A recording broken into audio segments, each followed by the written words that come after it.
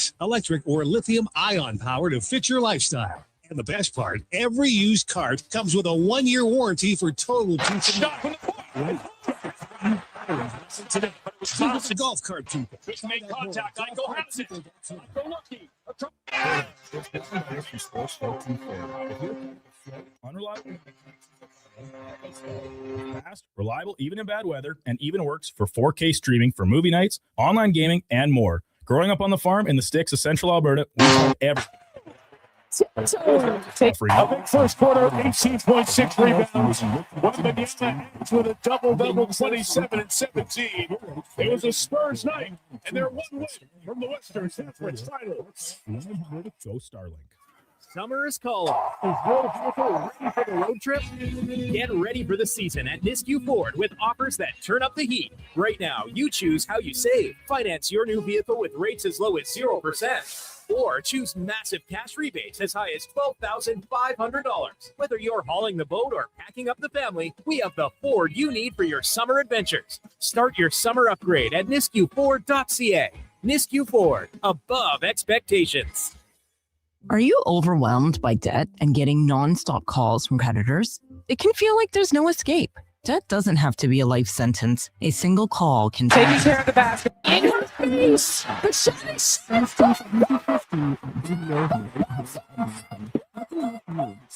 free with a solution. Richard Carlton. Together. Call 1-833-BDO-TALK or visit bdodebt.ca to discover your debt-free future.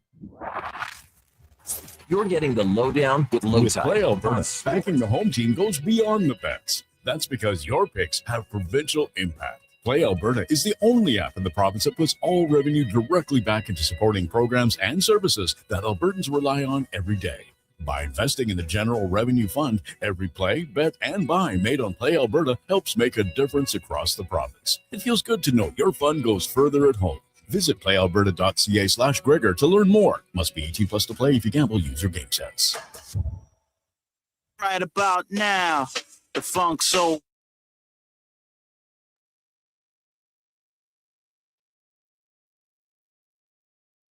The Jason Gregor Show. Make contact. Eichel has it. Eichel looking. Turns the Bombers.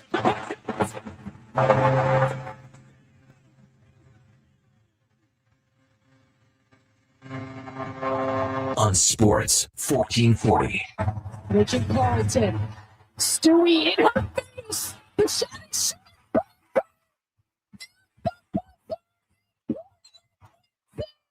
presented by PlayAlberta.ca, Alberta's only regulated online gambling website.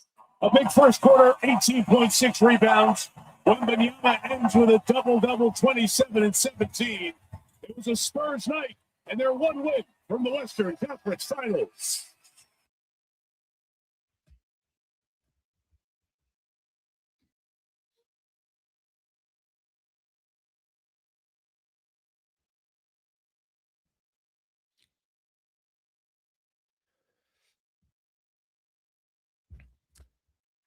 Well, a terrific Tuesday afternoon. Welcome to the Gregor Show Sports 1440 Sports 1440.ca, YouTube, Facebook, X, and Instagram. Thanks for listening. Thanks for watching the show. Yeah, Cons is so excited to get to his sports update. He's putting it in right away, but we're a little bit away from that. Away from the top of the hour sports update, but that will be coming up a little bit later on in the show. How you doing? I'm Jason Gregor. It's always brought to you by PlayAlberta.ca, Alberta's only regulated online gambling website where 100% of the revenue stays right here in the province. And tonight, Lotto Max. Your chance to get $15 million and $100,000 prizes at PlayAlberta.ca. Hey, we got lots to discuss on the show today. As anybody who's listened to the show, I'm a big believer, hey, we can all have opinions on stuff, but opinions only go as far as you can back it up, I think, with data or facts. And so we will be looking at a few things today, because yesterday on the show, I wrote the article. I talked about how I thought it was unprofessional with what happened with the Edmonton Oilers and Chris Knobloch, and the fact that they were looking for another coach before firing their coach. And everyone's like, oh, teams do this. No, they don't. Not in the offseason. And so I did a deep dive, and the article should be up any minute here on Oilers Nation, as I looked at all the current head coaches, when they were hired. Did it happen during the season? Did it happen in the offseason? How quickly was a replacement? And guess what? Do you know how many coaches in the offseason were fired and had a replacement within a week? One. The Buffalo Sabres. It's the only team.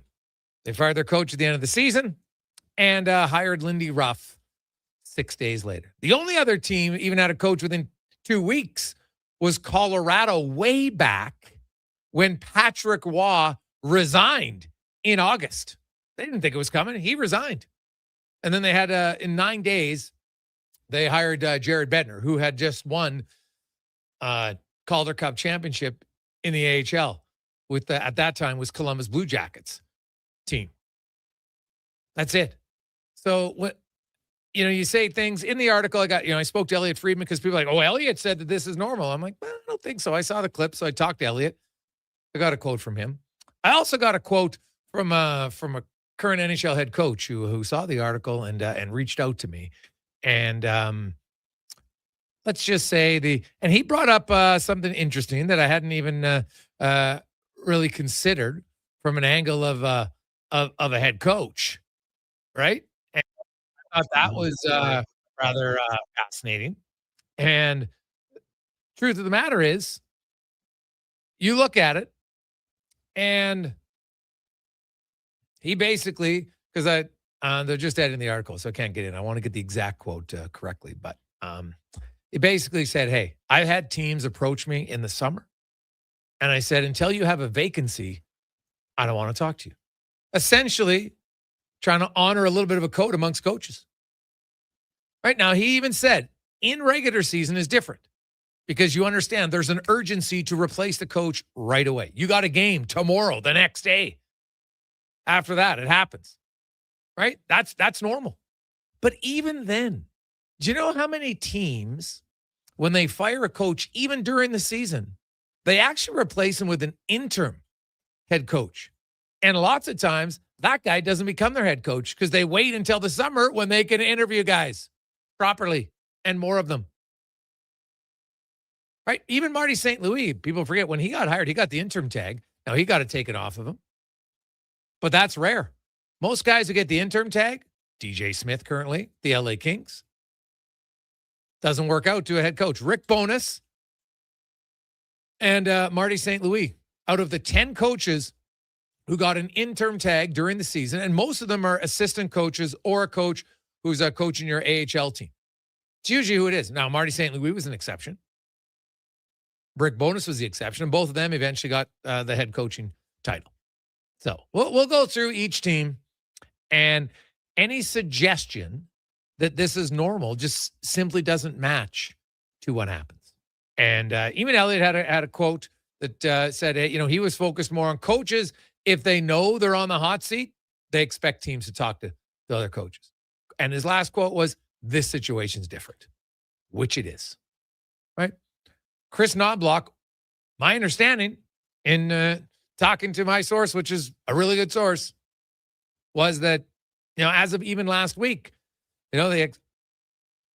he was planning on, okay, which assistant coach are you going to replace? Because they really never replaced, Glenn Galton as far as experience goes. So that was something they were looking at. I couldn't say with any sort of certainty whether or not Paul Coffey was coming back or not as assistant coach. I have no idea. So I can't comment on that. We got texts coming in already. I have no idea. I know Speck put out a tweet here earlier today that Knobloch has not been fired, but they're expecting it to happen likely by day's end. Well, I said that yesterday in the show. Trust me, the minute this story got out there, Chris Knobloch was done as the head coach of the Edmonton Oilers. You had neutered him. Plain and simple. And you can't, it's not normal. I know some people you want to, I love the Oilers, so I'm going to defend their action. Sometimes it's okay to say, I love the team, made a bad decision. It's not normal. This is not how you conduct business. So that's it. It's not illegal. It's just not the right way to go about it. And now we'll see. So will the Vegas Golden Knights grant Bruce Cassidy permission? I know there was a report saying that the LA Kings had been granted permission, but then reports came out today to say that's not the case. So it's not just Edmonton, it's the Vegas Golden Knights so far haven't given anybody permission to speak to Bruce Cassidy. Now, that's kind of a gray area because he's technically under contract, but his contract was to be the head coach of the team, right? That's what the contract is. The contract doesn't say you're just an employee of the team, we can put you in any role. No. They outline it very specifically. Because a coach, when you get hired to be the head coach, you want to be the head coach, not the assistant coach, not the trainer, right? You're hired to be the head coach. And so he's no longer the head coach. And while they have a contract, I can see where the NHL says you shouldn't really limit him from getting a job elsewhere. You didn't think he was the right guy for your organization anymore, which is fine. You're allowed to do it, but are you allowed to hold him back from other opportunities? But the Edmonton Oilers, it's May 13th now. They're going to be looking for a head coach. You don't have to rush into it. I can go through the timeline. You know how many teams fire their head coach, after the regular season? Some don't hire a coach until June. They take a month. They do interviews, which is now that the Edmonton Oilers, and they haven't done it officially, but it's coming, right? When they announce that Chris Knobloch's no longer the head coach, now you can conduct a search. Now, even if you think Bruce Cassidy, that's the guy you want, why not interview other people? I've talked to so many general managers because when the coach comes in, he has a plan. How does somebody from outside your organization view your team, view your players, right? You can always learn from that. And, you say, hey, this is my plan. I probably want to use this combination, that combination, these guys on the penalty kill. I'd like to implement this system. Okay. Now, if another coach comes in, and even if you think, hey, we really want to hire Bruce Cassidy, why wouldn't you talk to other people that you respect? Because if you're going to interview someone, you obviously respect them. They might see something that Cassidy didn't bring up or you didn't bring up, and you're like, oh, geez, that's not a bad idea. And hey, what's the one thing most coaches will tell you? They borrow a lot of drills from other coaches at any level. So you borrow drills, you borrow strategies. Hey, that might work. We hadn't thought about that. The old adage, you don't know what you don't know. So now you will have time. You don't have to have a head coach by June 1st. Heck, you don't need one by June 10th. You would like one. And even by the draft, I'm not sure it's a must. It's more so about potential trades. And we do know that certain times of the year, the window of trades is heightened, obviously leading up to the trade deadline and obviously leading up to and right after the draft. Historically, that's where we see a lot of the trades in the NHL. So you probably want your head coach in place, I would say, by June 15th. Because you have a trade offer, you talk to, hey, I want to bring in this guy. And the coach's like, God, no, I don't want to play that guy. Right? Like, that's why I never really got on board with that suggestion that Chris Knobloch was, going against what management thought. Every GM I've ever spoke to over the years has told me, I don't coach the players because if I tell the coach, I want you to play Bob with Tim and Sid, and then Bob tanks it with Tim and Sid, and then you come back to GM, well, what the hell are you doing? And the guy's like, I didn't want to do that. You told me to do it. So it's hard to hold the coach accountable when you're the one doing what you want. You have to trust the coach. You hire the coach to let them coach. Now, if they essentially sewer themselves with their decisions, then they can live with it, right? It's like in most cases, you want your coaches to pick their coaching staff. Because if it doesn't work and this coach isn't prepared or this coach doesn't show up on time or whatever the coach does, you can't say to the GM, well, you told me to hire him. Right? Now, you can have conversations and input, of course, as a general manager to discuss it with them. But at the end of the day, you have to allow your coach to make his decisions. If they work, he usually gets a new contract. If they don't work out, he's gone. And I just don't think it would be overly fair to say, hey, I want you to play this guy with this. Then it doesn't work. Well, guess what? Now you're fired. So, because it's not, people are like, well, the coach is coaching, right? The GM should not be the puppet master from the press box pulling the strings on who plays with who. So I never necessarily agreed on that. There is a little bit of urgency to want to get it done now because Toronto's in the mix as well now for a head coach. They relieved Craig Berube of his head coaching duties today. Not a real surprise. A lot of people thought that was coming based on A, they missed the playoffs. B, haven't had much success overall. And you have a new GM. And that gets me to one final point, and then we'll tell you who's coming up on the show today. So a lot of people said, well, you know what, this happens often. So I went through every team in the NHL, all the 32 hires. Now, Knobloch, of course, was hired in season. And I think there's been, of the current coaches, because obviously some teams have fired multiple coaches over that time. I didn't go through every firing since John Cooper's been in the league, because there's way too many. But he's obviously the longest serving head coach in the NHL. He got hired in March of 2013. He got promoted from their AHL team, became their head coach late in the year. I think it was like March 25th, to be exact. So I didn't go through it, but I went through every organization's hire, their most recent hire, whatever it was. Some obviously is as early as 4 games left in the regular season for the Islanders. So those have happened. But the only team who had a remotely similar situation that made it look like they had their mind made up on another coach before they fired their head coach in the offseason was the Nashville Predators. But even that situation's different because they got a new GM. Barry Trotz took over for David Poile. And they had their head coach. And then on July 1st, they made the change.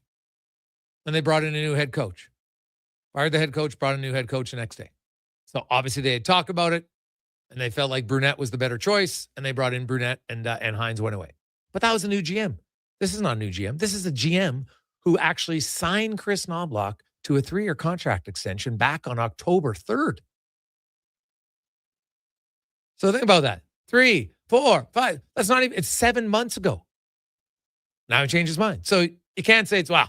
Because, hey, while he didn't originally hire Knobloch, he decided that he was worthy of a 3-year extension only 7 months ago. It hasn't even kicked in yet. So no other situation is even remotely the same. So don't go around telling everybody, other teams do this. No, they don't.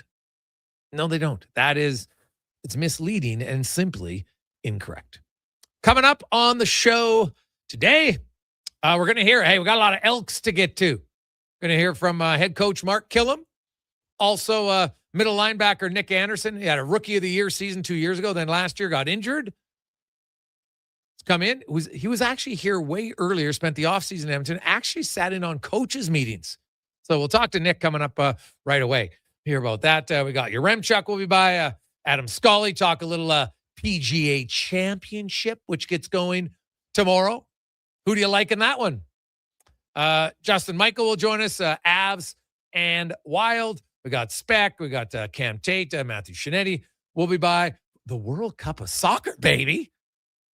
It's got right around the corner. I can't wait. God, it's going to be awesome. So some key injuries, though, for lots of teams. So we'll get to that.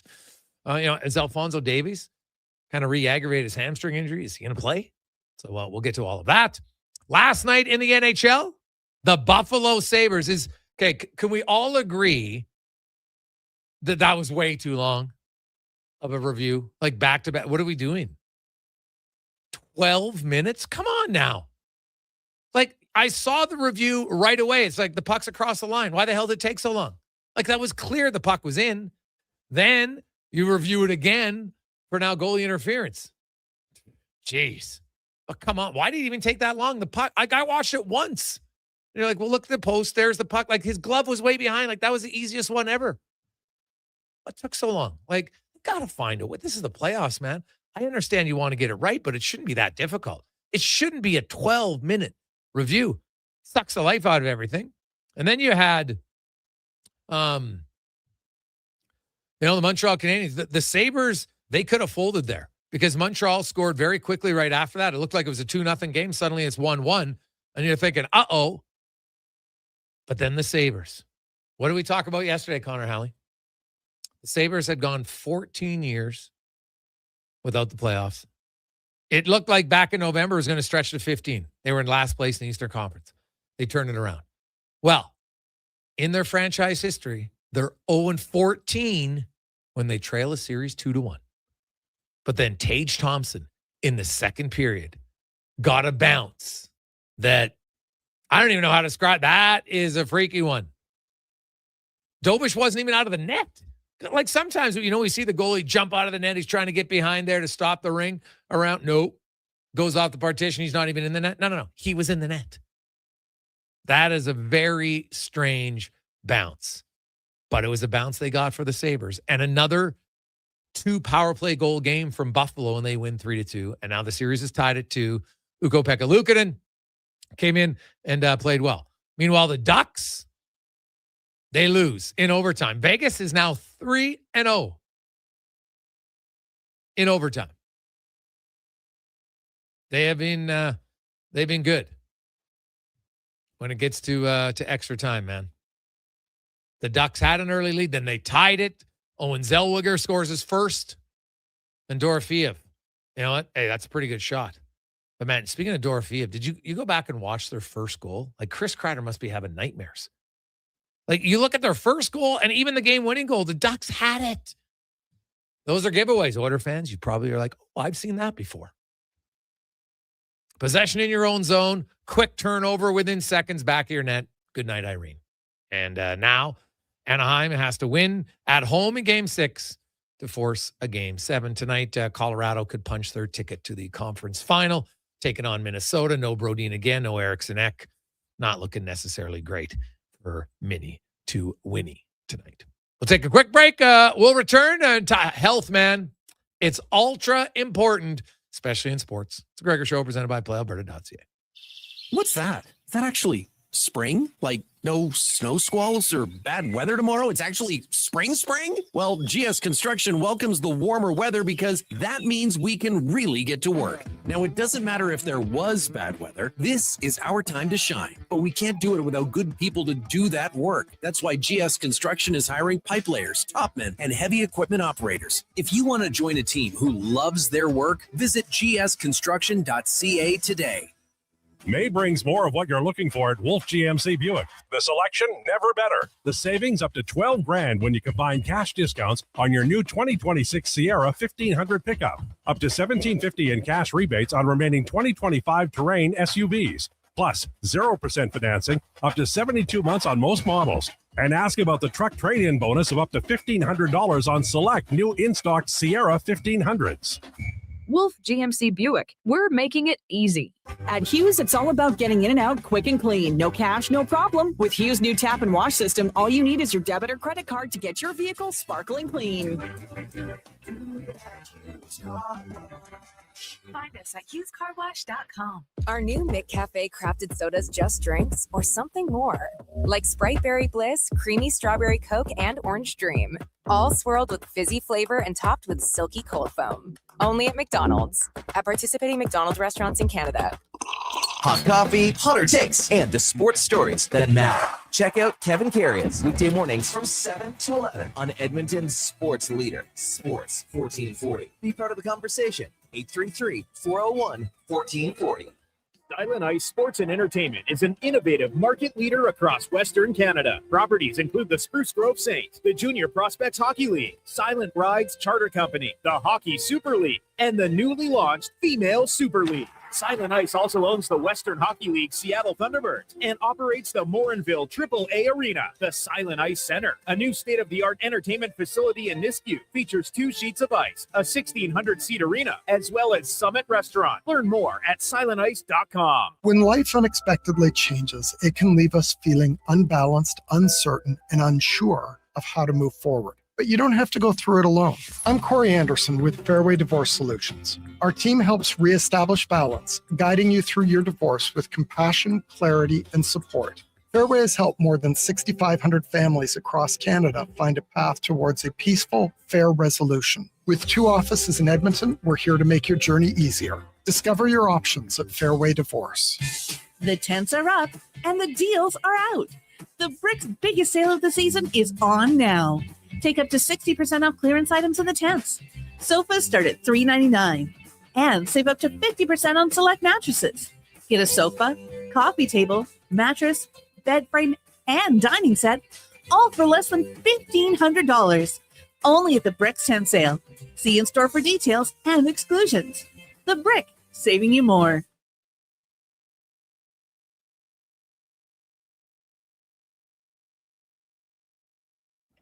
Portions of this hour brought to you by eWell. Helping you finish your electrical project is their goal. From pot lights to electrical panels, the gear you need is at ewell.ca or in person at one of their Edmonton area locations. ewell.ca, your partners in power.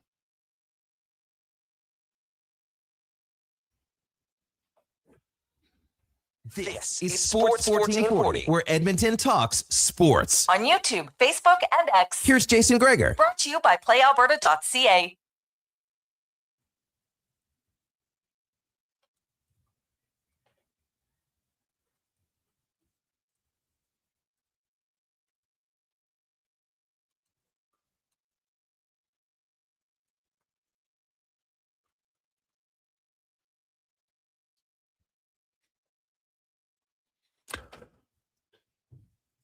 $2:23. It is Wednesday. My goodness. Oof. Tough day. Tough week, man. Going quick, I guess. Oh, next week's going to be even shorter. Awesome. I do know that. It's holiday Monday. Victoria Day. The day off. Also, it's Green and Gold Fan Day out in Spruce Grove. Weather looks good. It's supposed. I know it kind of sucks for May long weekend. The weather right now looks like we're going to get some rain here the next few days, but trust me, I'm not one to complain for rain. You know, ideally, if I'm selfish, like let's just rain from like 10 p.m. right through, rain hard all overnight, and then it's nice during the day. But that's wishful thinking. So, but it is Wednesday. Jeez, tough day.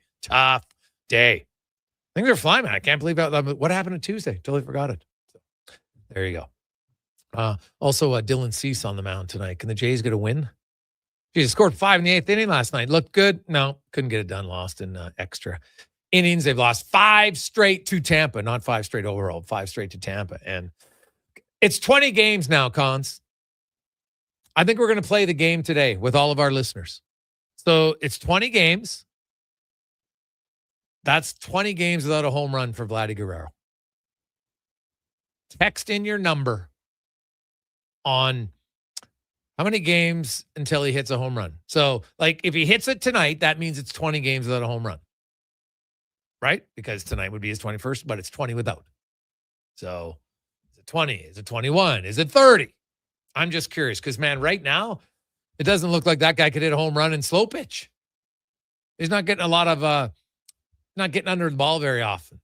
And if he is, he's fouling it back. He just looks lost right now at the plate. It's crazy. Like this guy in the playoffs was money. Looked unreal. Right now, not so much. Not at all. It is the Gregor Show presented by playalberta.ca. And hey, we do have some Jason Gregor Show odds boost specials for you, as we always do at playalberta.ca. A little Okamoto Jays parlay action. Also, we have Avs and Nathan McKinnon's on fire. And what about the Pistons? Down to a best of 3. It's been and their opposition can't win on the road and they can't lose at home. 0-5 on the road, 6-0 at home. So if you're Detroit, you're like, okay, well, we'll take that trend because that means we'll win the series in 7. So we'll see. Let's go in the room now, brought to you by Action Electrical, the most diversified electrical contractor in Alberta with 4 divisions: project, service, testing, and solar, both commercial and residential. Remember, commercial buildings, if you install solar, you can qualify for a 30% federal tax credit. Nice. Find out more, actionelectrical.net. And today I caught up with the middle linebacker, number 48 of the Green and Gold, Nick Anderson.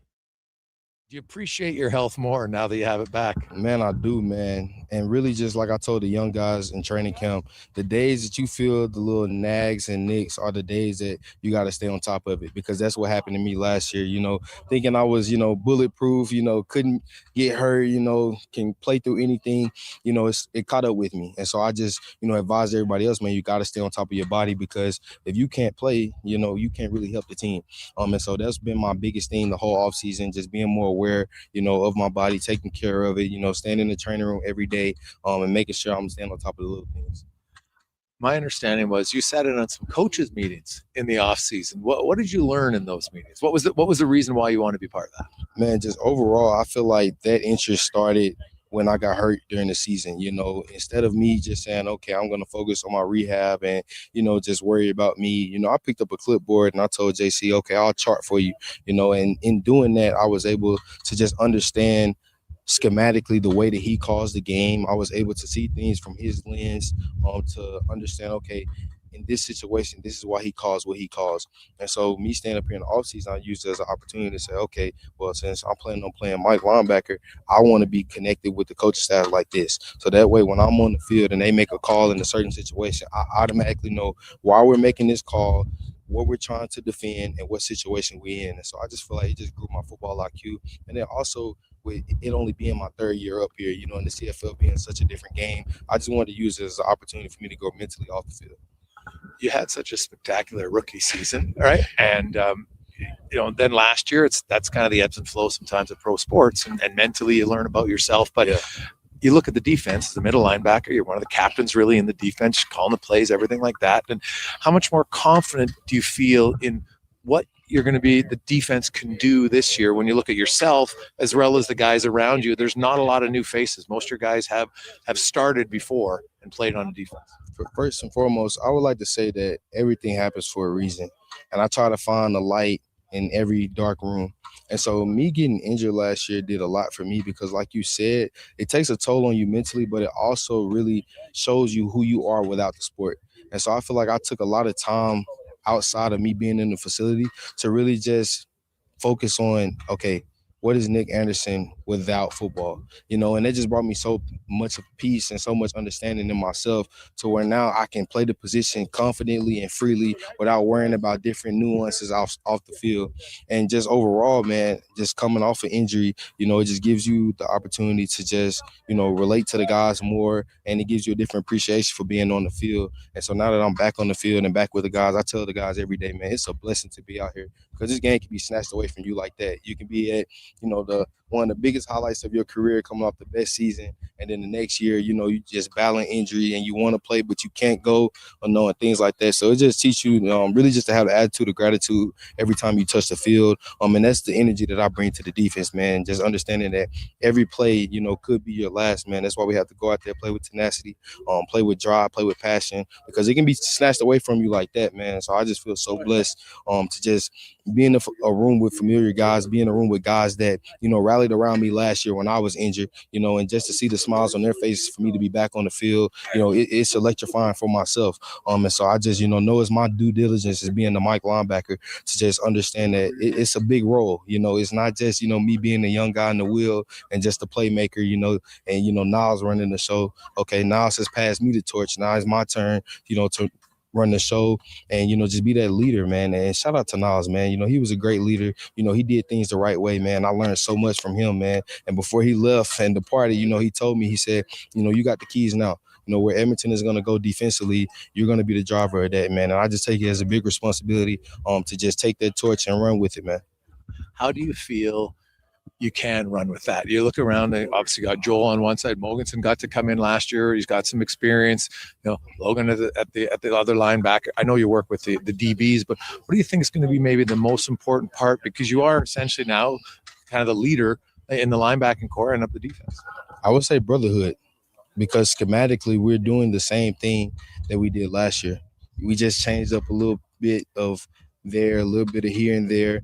But football, doesn't really change, especially defensively. So we got the same schematics. It's all about just coming together and really understanding how each other's plays, being able to get comfortable and being able to build that brotherhood to where you're willing to die, fight, scratch, claw for the guy beside you. And I feel like that's what we're, doing each and every day. And shout out to the management for being able to retain the guys. That's hard in pro sports to be able to bring familiar faces back. But we got a defense that, have really bonded and clicked together. A lot of times you have guys that just show up and they just do their job and they go home and they never talk to each other outside of being in the facility. But that's not us, man. We've gotten together ever since guys started, coming in from the off season, spending a lot of time with each other, going out to eat. And it's the little things like that that really makes the camaraderie to go out there and win a championship. And so I'm just grateful to be a part of it. Grateful to be a part of this defense. Even looking at our coaching staff, our coaches are close-knit, especially defensively. So that just makes us be even closer. I'm excited to see what we're going to do this year. Coach Killam has talked about the need and the importance to start fast for this team, right? You finished the season pretty well last year, but you're in such a deep hole you can't climb out of it. How do you ensure that this team is going to be ready to go to start the year? What are your key needs do you feel for this team to be ready?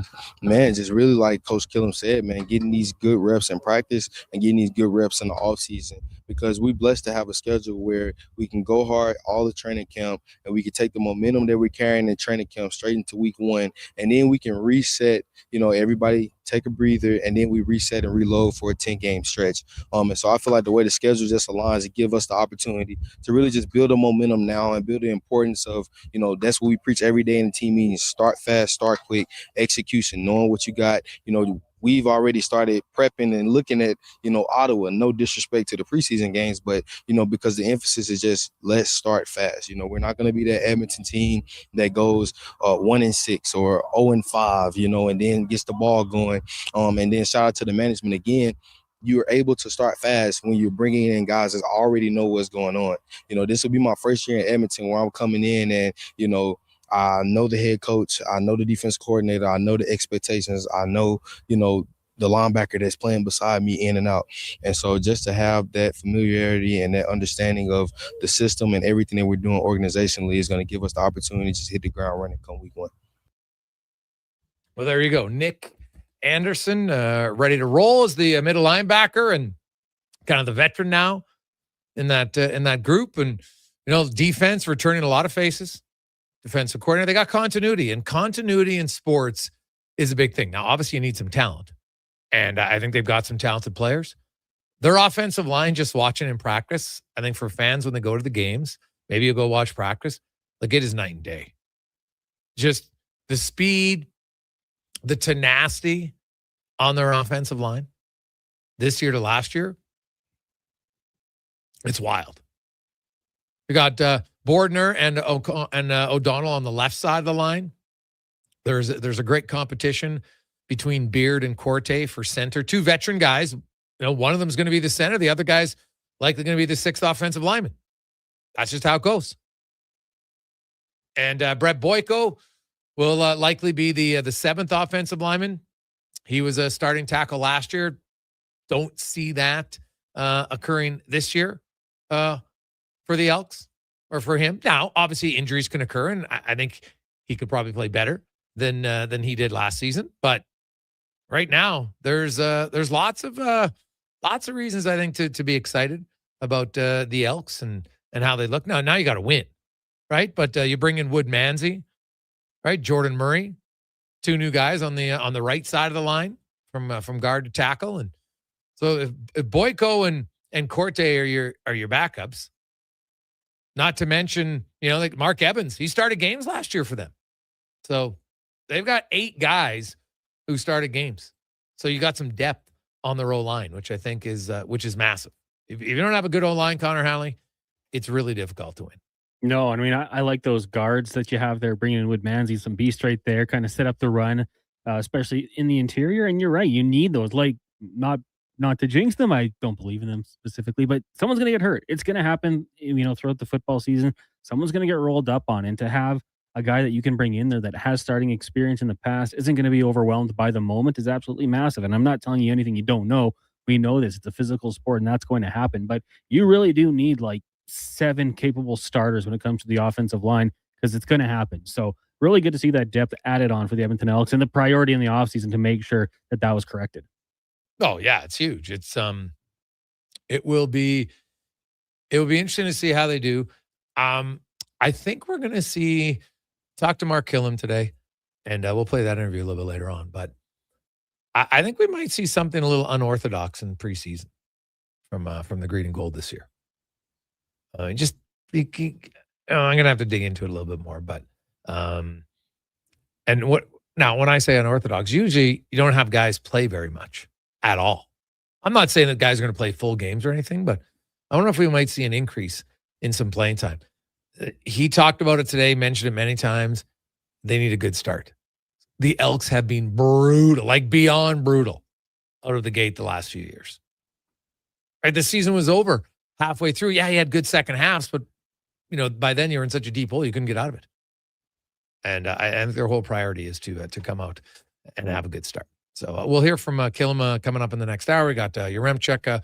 When we return, though, one of the biggest sporting events in the world is coming to Canada in only a few weeks. We'll discuss it. The injuries are mounting for lots of different teams. So we'll get to all that and more when we return. It's the Gregor Show presented by PlayAlberta.ca. Hi, I'm Colin Livingston, president of Cantork. We've been tightening bolts and redefining our industry for 25 years. Yes, a quarter century, and we're just getting started. Check us out at cantork.com. Our tools age better than I do. Struggling to find skilled workers? What if you could fill your talent pipeline with motivated, pre-vetted youth and receive funding to support your efforts? At Careers the Next Generation, we connect Alberta employers with interns in skilled trades, IT, agriculture, forestry, and more. All WCB covered, high school accredited, safety trained, and ready to contribute from day one. With 83% of RAP students continuing their apprenticeships after high school, investing in youth today means securing your workforce for tomorrow. Don't wait. Visit careersnextgen.ca to get started. Your protein drink should work as hard as you do. That's why Booster Juice is hitting the gym harder than ever, brother. Meet your new gym buddies, the Way Too Good and Green Gains Booster Mixers. 2 new ripped and refreshing menu options that bench some serious protein. Perfect for pre or post-workout. Way Too Good and Green Gains Booster Mixers taste like motivation. So what are you waiting for? Let's go! Booster Juice. Canadian born, blending since 1999. Well, get ready for a silly hockey fans. Your partner in power just skated onto the ice. EWEL.ca, the new e-commerce website for electrical wholesalers Edmonton, is ready for the power play 24/7, 365. UL skates to where the puck will be in 5 years. Now that's forward thinking. Killer selection, slamming products from the best brands, and legendary service. Don't sit on the bench. Get your account today at ewell.ca and win that project. Plug into your partner in power. Get an EWEL.ca account today. Get the lowdown with Low Tide. Weekdays from noon to 2 on Sports 1440. He's seen it all and then some. From stats to stories, he breaks it down like no one else. Proud to be Edmonton's sports leader. Sports 1440. Everything is going to be okay. If your debt has you feeling like you're in a free fall, you have options. I'm Dan McDicken, a licensed insolvency trustee with Faber. Becoming debt-free is possible, and a personal bankruptcy or consumer proposal will get you there. Schedule your free Faber Focus session at faber.ca today. You'll learn how a consumer proposal allows you to eliminate your debt by paying a percentage of the amount owed without interest. At Faber, we'll tackle your debt. The job isn't done until the last load is hauled, and having a semi-trailer out of commission is not an option. Whether replacing or adding to your convoy, Edmonton Trailer has a huge inventory of new and used semi-trailers, trusted by the gravel, logging, oil field, fluids, and freight industries. Find a trailer right for you online or at one of their 3 locations. For sales, service, parts, rental, and finance, when you're in it for the long haul, Edmonton Trailer. You don't just need property services, you need problems handled. HireGood provides cleanup, debris removal, site monitoring, and safety attendance across Edmonton. We reduce issues on your property, keep spaces safe, and take pressure off your team. We resolve real problems for businesses while creating real impact, because our team is built on second chances, and they show up every day ready to prove it. Visit hiregood.ca or call and mention Jason Gregor for a first-time discount. hire good. Stable jobs create stable lives. The Ford It's a Big Deal event is on now. Get a big deal on a 2026 F-150 STX with Black Appearance Package. Visit your Alberta Ford store today. Hey there, it's Brandon Douglas from Sports 1440. If you're tired of slow, unreliable internet connections like I am, check out Starlink. It's fast, reliable, even in bad weather, and even works for 4K streaming for movie nights, online gaming, and more. Growing up on the farm in the sticks of central Alberta, we tried everything to get reliable internet, but we're always left with buffering video and half-loaded websites. There's nothing worse than losing your connection while streaming the big game. I'm getting mine set up soon and can't wait. If you're ready for better internet, order online in 2 minutes at starlink.com/radio or call 1-800-GO-STARLINK. The Lawnmower Hospital. Contractors, spring cleanup is coming. It's time to get your lawnmowers, aerators, power rakes, lawn vacs, and more serviced at the Lawnmower Hospital. Hey, the longer you wait, the longer you'll have to wait in line later. Their service department gets crazy busy as the season rolls on, so get in now while it's calm. For quick service on top brands like Bluebird, Ryan Turf, Husqvarna, and more, check out lawnmowerhospital.com. The Lawnmower Hospital.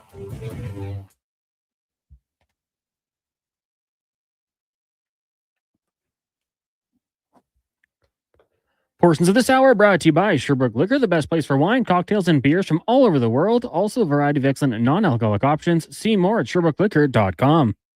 The Jason Gregor Show, the best of Edmonton sports talk and beyond. This is Sports 1440. Presented by PlayAlberta.ca, Alberta's only regulated online gambling website.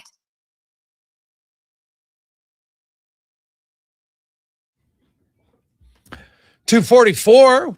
Welcome back, Jason Gregor, Connor Howley, Sports 1440, sports1440.ca, YouTube, Facebook, X, and Instagram. Thanks for listening to the show. Thanks for watching the show. Text lines humming again. I love it. I always chuckle when people that go, the offseason slows down. No, it doesn't. People get more fired up, man. There's lots, especially when a team loses. Lots of guys, we like to solve problems. It's naturally what we do. Great. And hey, I don't think the Oilers have that many problems, but seem to be creating more than they should, in my humble opinion. So we'll get more to that. But also, how many of you are fired up for the 2026 FIFA World Cup that is now officially less than a month away? Of course, Canada's first game is on June 12th, but the first games in the tournament will begin on the 11th. Mexico and South Africa, South Korea taking on Czechia. Canada is going to take on Bosnia and Herzegovina on the 12th of June. I can't wait, man. It's going to be awesome. Canada's looks like there's a really good chance they could have their first ever win at the World Cup, and who knows? Maybe they get to the elimination round. That'd be fun. So let's talk about it. Let's get to our big guest of the day, brought to you by the Silent Ice Center. And Gene Simmons is coming later this year in November. Small venue, very intimate. It's an awesome place for concerts. If you haven't been, I highly recommend it. So check it out. Get your tickets now at silenticecenter.com. As we talk a little World Cup, Matthew Shinetti, TSN Soccer, joins us. Matthew, how you doing, Matt? Oh, pretty good, Jason. How are you? Oh, I am. I'm excited. I'm not going to lie. Obviously, the World Cup, but there was a long time people thought the World Cup was never going to come to Canada because, a few decades ago, we were never really competitive. But now our team's pretty competitive on the men's side. The women obviously being very competitive for quite some time. But you look at, I guess let's start first of all, because injuries for a lot of teams, and specifically for Canada, Alphonso Davies re-aggravated his hamstring.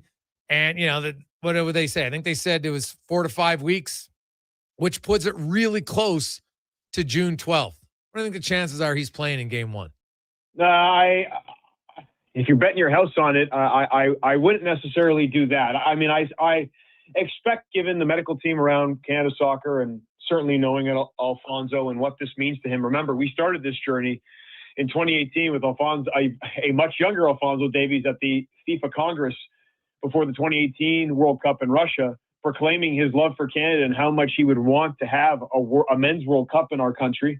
And that started us on the path, and it was pretty inspirational to a lot of the guys on the team right now. I'm speaking specifically of someone like Nico Segura, who as soon as he saw Alphonso Davies make that proclamation at the FIFA Congress, he said he was going to play for Canada and will likely be on the squad. But having said that, Alphonso Davies really is the measuring stick for just the casual fan of where they think this team can go in the World Cup. But the fact is this: he has had significant hamstring issues since he tore his ACL, recovered from that, and has hurt his right hamstring. Now he's hurt his left hamstring.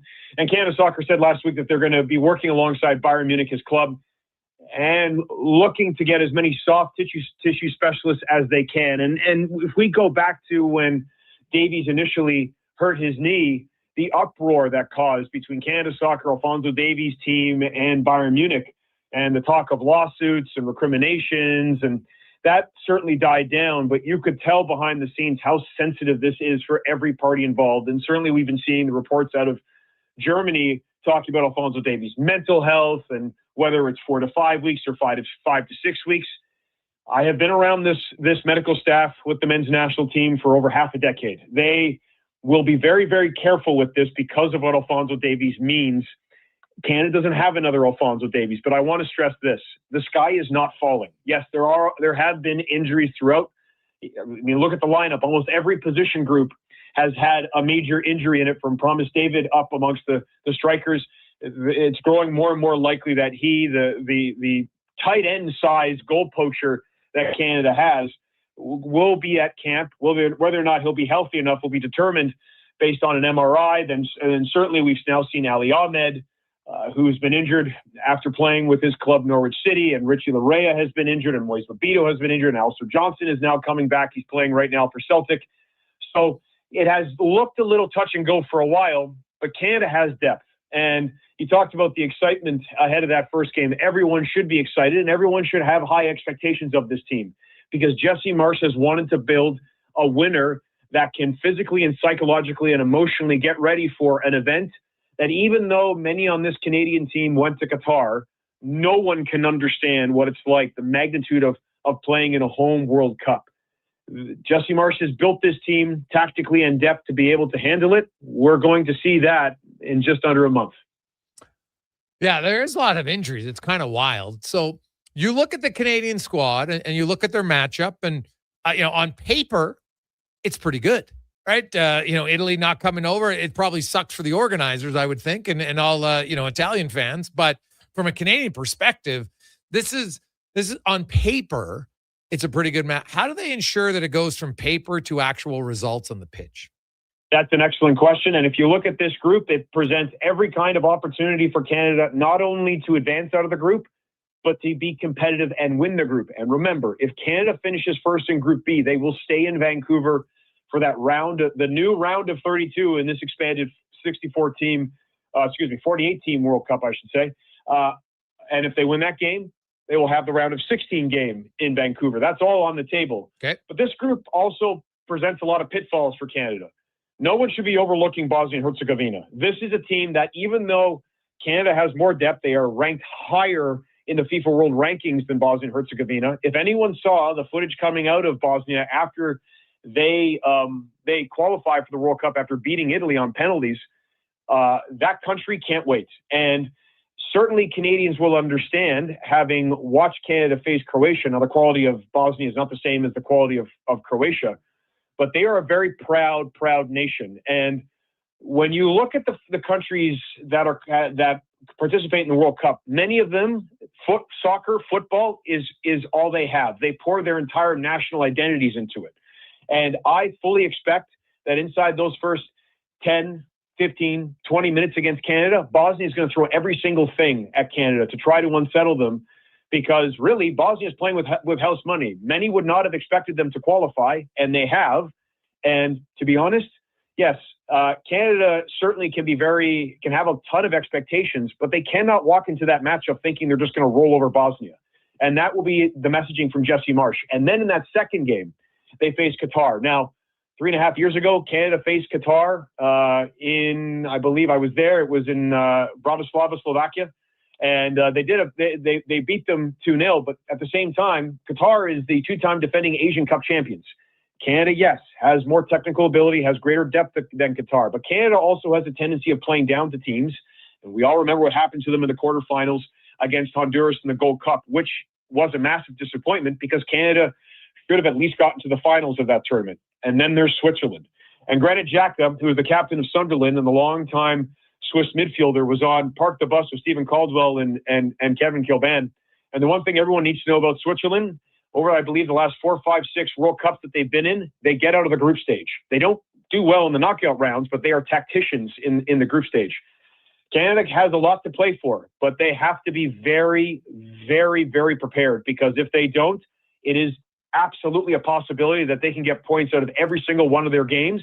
But there's also a possibility, too, that if they're not prepared, they could be on the wrong side of every single one of those results. Matthew Shinetti joins us. So, Matthew, when you look at it from like a matchup perspective and tactically, like Bosnia-Herzegovina, they're not really going to attack, right? And I don't think they're really going to be that overly intimidated by playing, in Canada per se, because of the style they play. So how do you think, because the first game is very important, get off to a good start, everybody can exhale. I think it's a little bit easier, especially when it's a team that people feel you should beat. How do you expect Canada to approach that game tactically? The name that everyone needs to hold their breath for is Moise Babito. Alphonso Davies is incredibly talented, explosive sprint athlete. Obviously, we saw what he did in Qatar, scoring Canada's first ever goal at a Men's World Cup. But the guy that everyone needs to be healthy is Moise Babito. Moise Babito plays the center back position. He is your big puck handling defenseman, if to use that comparison. And he has size, he has speed, and he is incredibly savvy. And he would be going up against a player named Edin Dzeko, who played for Manchester City, played for Roma, has a ton of goals, a ton of trophies, and he's 40 years old. He's the elder statesman of that team, but he is also the heartbeat of that team. And anyone who watched that game that Bosnia played, getting to that playoff final against Italy, would have seen the way that Dzeko plays, especially on set pieces. The matchup you want to see is Moise Babito against Edin Dzeko, especially on those set pieces, free kicks and corner kicks. If Moise Babito is healthy, and he hasn't played since October because he was dealing with a stress fracture, then broke his leg, he is on pace to be ready for the World Cup. He won't have a ton of playing time. And he's going up against a guy who maybe he has more physical capabilities at his age in his wily mid-20s. Yep. But Edin Dzeko, he knows how to absolutely break down defenses when it comes to set pieces. Tactically, Canada is going to have to be very savvy when it comes to those set pieces. And, they went out and got their own set piece coach to be able to deal with situations like that. And certainly over the last year and a half have shown growth in that. But if, you're right in saying, Jason, that Bosnia may not consistently attack them, but those moments they can exploit, especially if that defense isn't up to game readiness for a World Cup. And this is something I stress all the time to people. I've been very lucky to be one of the few people in Canadian media to watch a World Cup game from the sidelines. Whatever you watch on TV, it is far faster than you think. These are Olympic-level runners who process their physical capabilities and have to execute on a dime. Canada has to be ready for that. Moise Babito has to be ready for that, because someone like Edin Dzeko, he has the resume to make Canada pay. If you look at it from an overall view, is there a favorite or two that you see going in? In terms of Canada's group or the rest of the rest of the tournament? Everybody. Spain, France. Certainly, everyone will always tie hopes to England and that proverbial song, "It's Coming Home." But I look certainly at the way that Spain has played over the last few years. We all remember the run they had, winning Euro 2008, the World Cup in 2010, and Euro 2012. Certainly, they've oftentimes been criticized because of their short passing game and how they can just pass teams into oblivion. But they are the reigning European champions, and they're coming in. And certainly, there's been a lot of concern about Lamine Yamal's health. He didn't play for Barcelona on the weekend when they clinched the La Liga title over Real Madrid. But if they're running on all cylinders, man, they are not only fun to watch. They will absolutely rip teams open.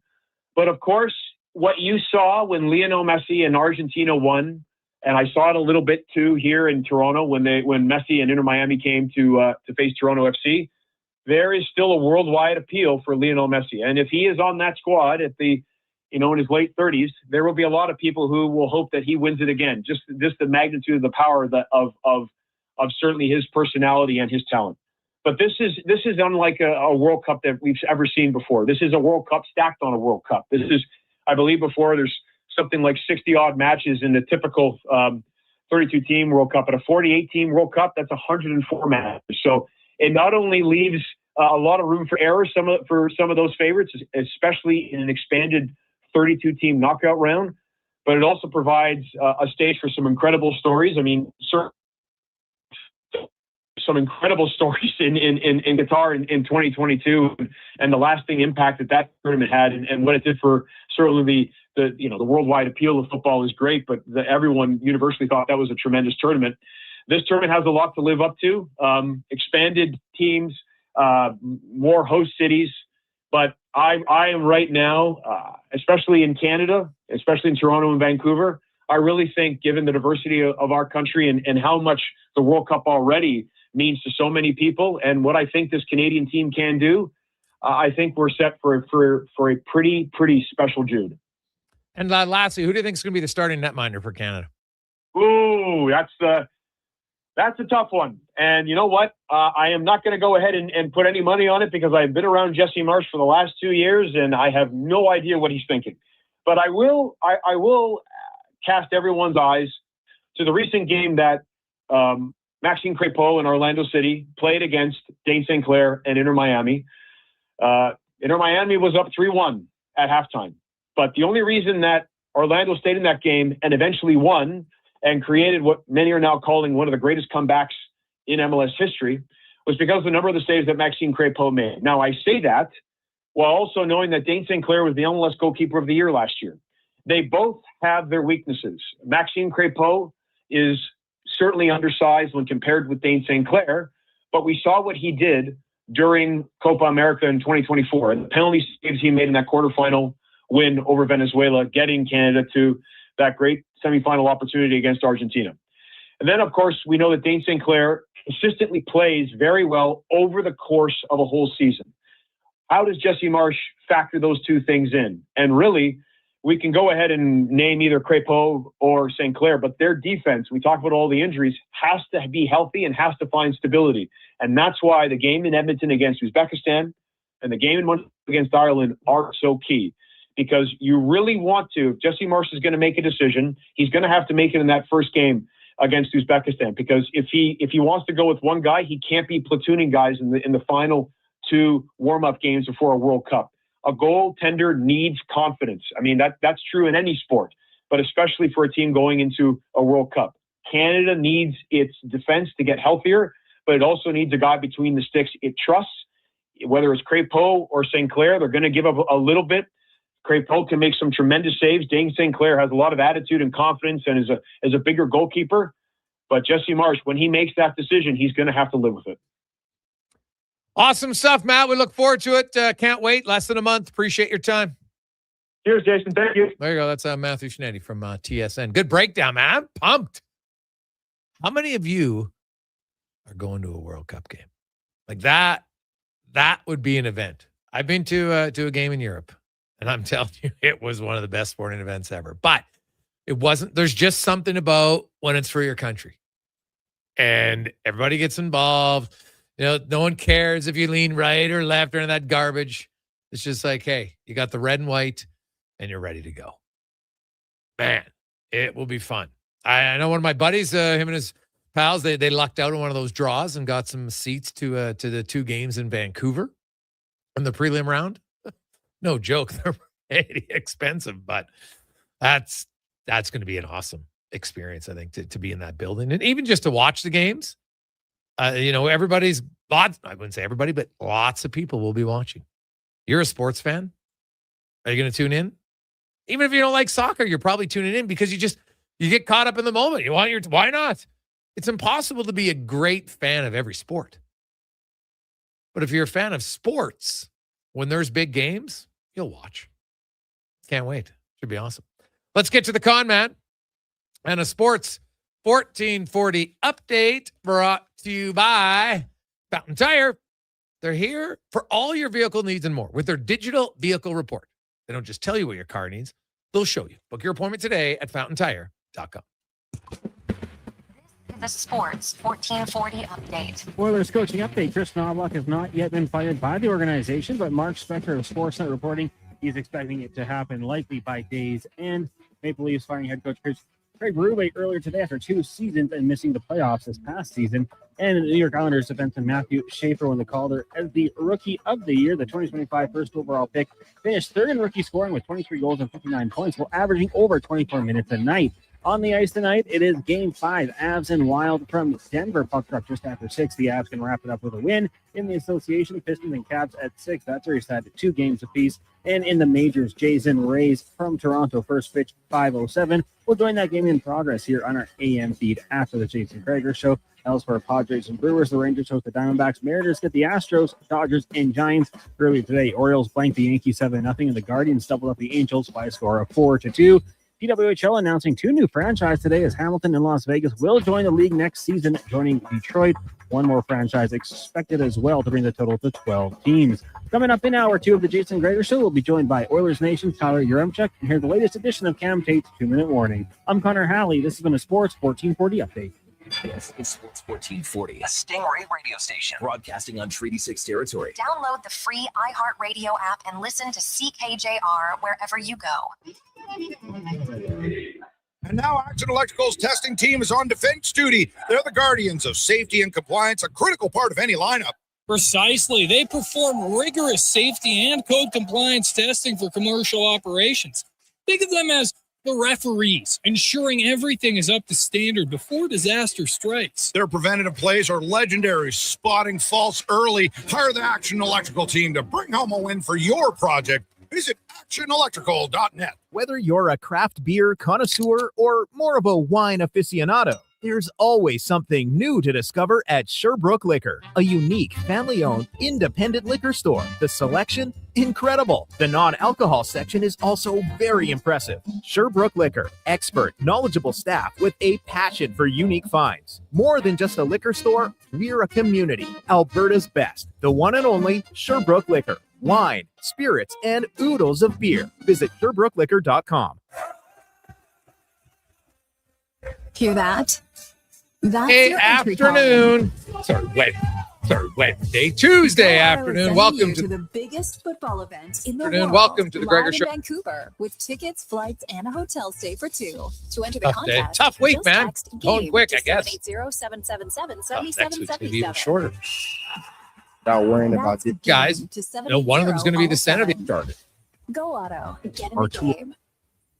Rivalries run deep in Alberta football. Edmonton all the way. Calgary rules. Welcome back, Jason. But when it comes to the best snack for 3-down fun, there's no Battle of Alberta. It's a clear winner. Wilhock Beef Jerky. The one thing every Alberta fan agrees on. So whether you're watching the game from your recliner or in the stands, make it a part of your game day. Wilhock Beef Jerky, because you don't win games with salad. Only available in Leduc. At Leading Edge Physiotherapy, healing doesn't have to feel heavy because in our SwimX aquatic therapy pools, you literally float your way to recovery. Whether you're dealing with arthritis, back pain, joint injuries, post-surgical rehab, chronic pain, balance issues, mobility challenges, or just feeling a little creaky, warm water and gentle resistance have your back, your knees, and your hips. Trusted by pro sports teams and rehab hospitals, our SwimX pools help you move sooner, hurt less, and recover faster. So take the load off. Let the water do the work. Life shouldn't hurt. LeadingEdgePhysio.com.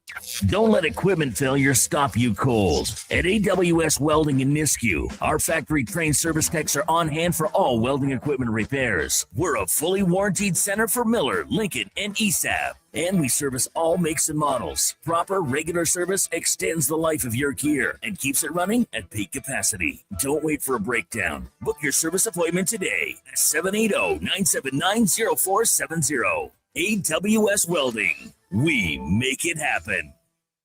Whether you're refinancing or buying your first home, mortgages are easier with help from a neighbor. At Vision Credit Union, you get face-to-face guidance from local lenders who know the market because, well, they live here too. They'll look at your whole financial picture with practical advice for payments, renewals, refinancing, and what makes sense long-term. Get a more neighborly mortgage. Contact your branch today or Visit visioncu.ca. For over 60 years, the folks at Diablo Boots have been selling the best Canadian-made boots. Handcrafted in Winnipeg, Canada West makes the best quality cowboy, biker, and work boots for Diablo Boots with replaceable soles and heels. Why buy cheaper quality like Ariat, Justin, and Red Wing made in China when Canadian-made is better? Support Canada's workers and Diablo Boots for the best boots. So save on boots by Save On Foods. That's Diablo Boots, 3340 Gateway Boulevard on the east side of Save On Foods. Canada West and Diablo Boots, the two best names in the boots business. Say hello to your new favorite drinks. Introducing new McCafe Refreshers. Icy cool, undeniably refreshing, and available in 3 flavors. Strawberry watermelon, mango pineapple.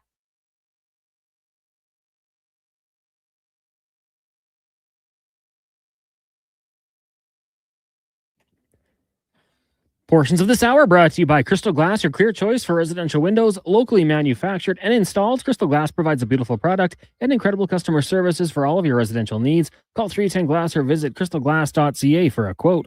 This is Sports 1440, where Edmonton talks sports. On YouTube, Facebook, and X. Here's Jason Gregor. Brought to you by playalberta.ca.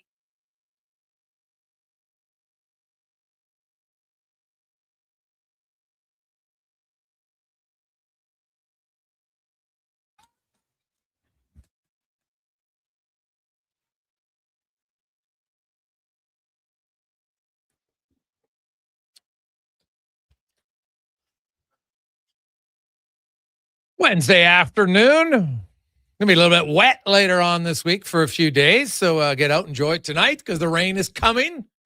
But looks like it'll be better, hopefully, at the later stages of the long weekend and into Fan Day for Elks fans, Green Gold Fan Day, which goes, of course, Monday in Spruce Grove. Elks preseason begins next Saturday, the 23rd. Is a Gregor Show presented by PlayAlberta.ca. Casino, live dealer, lottery, instance, sports all in one place. Stay within your limits. GameSenseAB.ca. Coming up this hour, your Remchuck will be by. We got Tater, Adam Scully.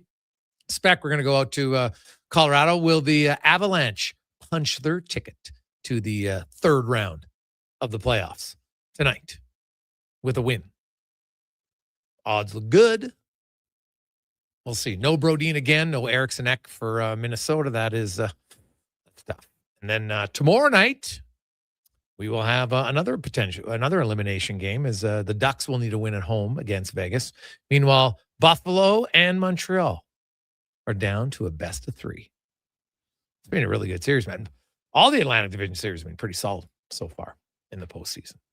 Now, I went down to Green and Gold today, as today was a day 4 of training camp, kind of a little bit of a rest day, more of a mental rep day.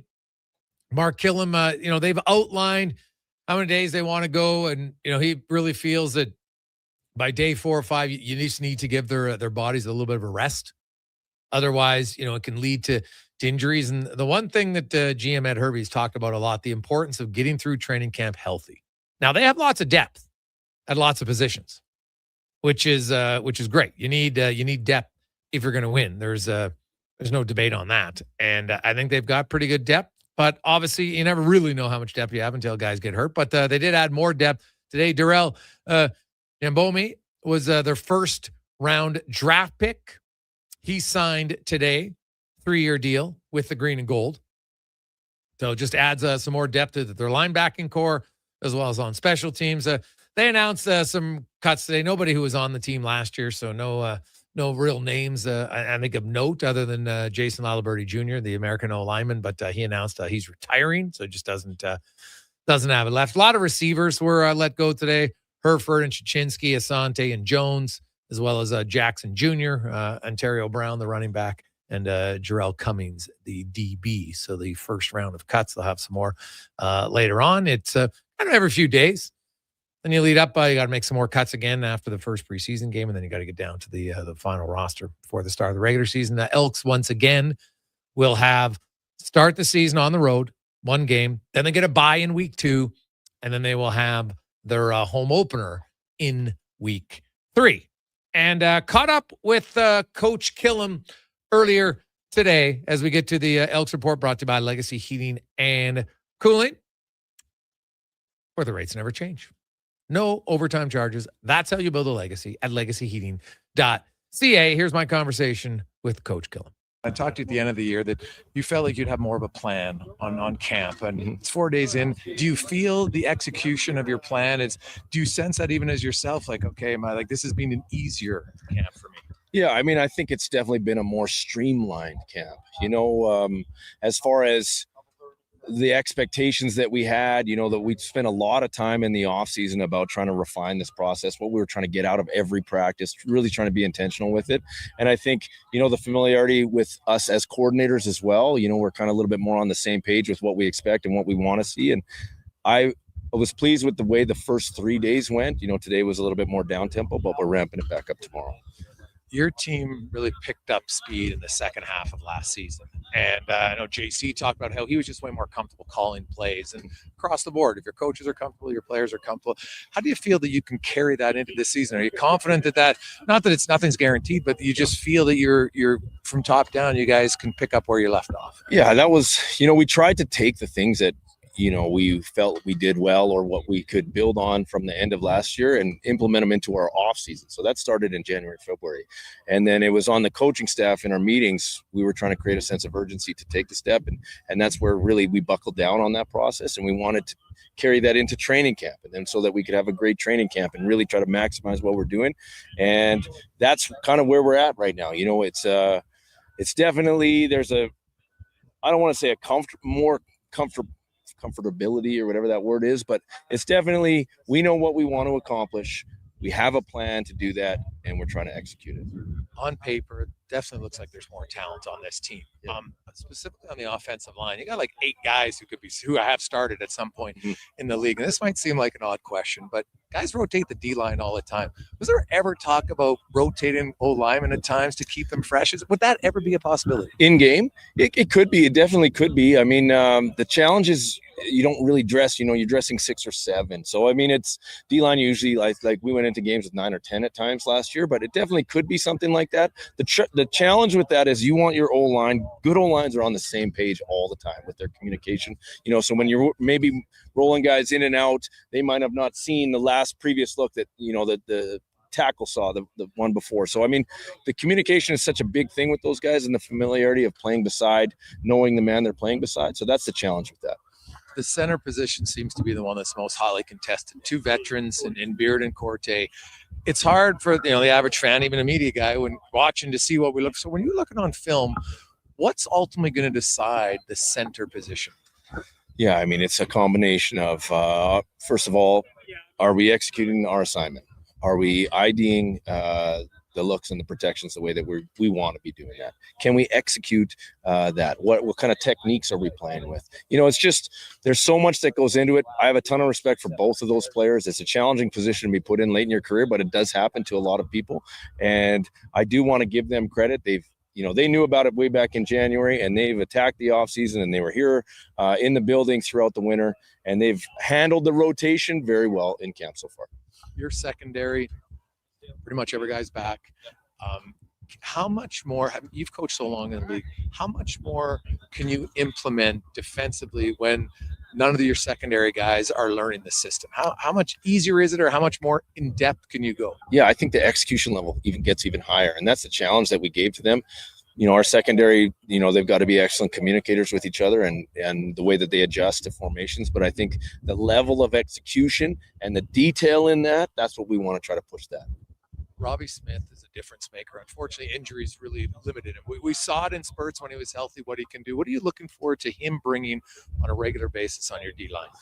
Robbie brings, he's an explosive player. He has experience. He has a winning pedigree. We just need to keep him on the field. He's been nicked up, not to any fault.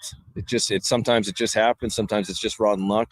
But, he came in shape. He was flashing the first couple of days. He missed yesterday, but, we expect big things from Robbie. Your receiving core, you bring in Mac, obviously has a lot of familiarity with your starting quarterback, but you've got, lots of openings, potential good competition at the receiving core. How much of it is route running execution? compared to blocking and knowing like how much of all that goes into it, and then obviously the ability to just make plays. Yeah, so we went out, and personnel department did an excellent job of targeting guys that were friendly for the quarterback, had the IQ to pick up the system and pick up multiple positions, which is something that we're stressing on our offense, but also we're versatile, could block around the box, could do different things, not only just take the top off. Who's the yak guys, who can we move around and do some different things with? And I think we stressed that in the personnel that we brought in, and we've been challenging those guys all the way through. They're rolling through different positions. It's not a simple offense. They've got to put the time in to learn it, but it's the combination of those things for the guys that are going to make the team.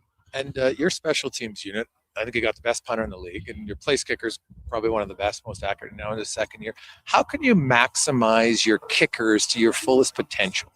So we're really happy that we got Jake at the start of camp, because Jake came halfway through, and I don't know, it's different when you weren't coached by that guy a year before, you know what I mean? So he had to kind of figure out what we were asking our punter to do, but Jake's leg talent is exceptional. And same thing with Vin. I mean, Vin, it was really his first year last year of playing. So, I mean, Vin's young. He's super talented. We want him to be comfortable. He knows we support him.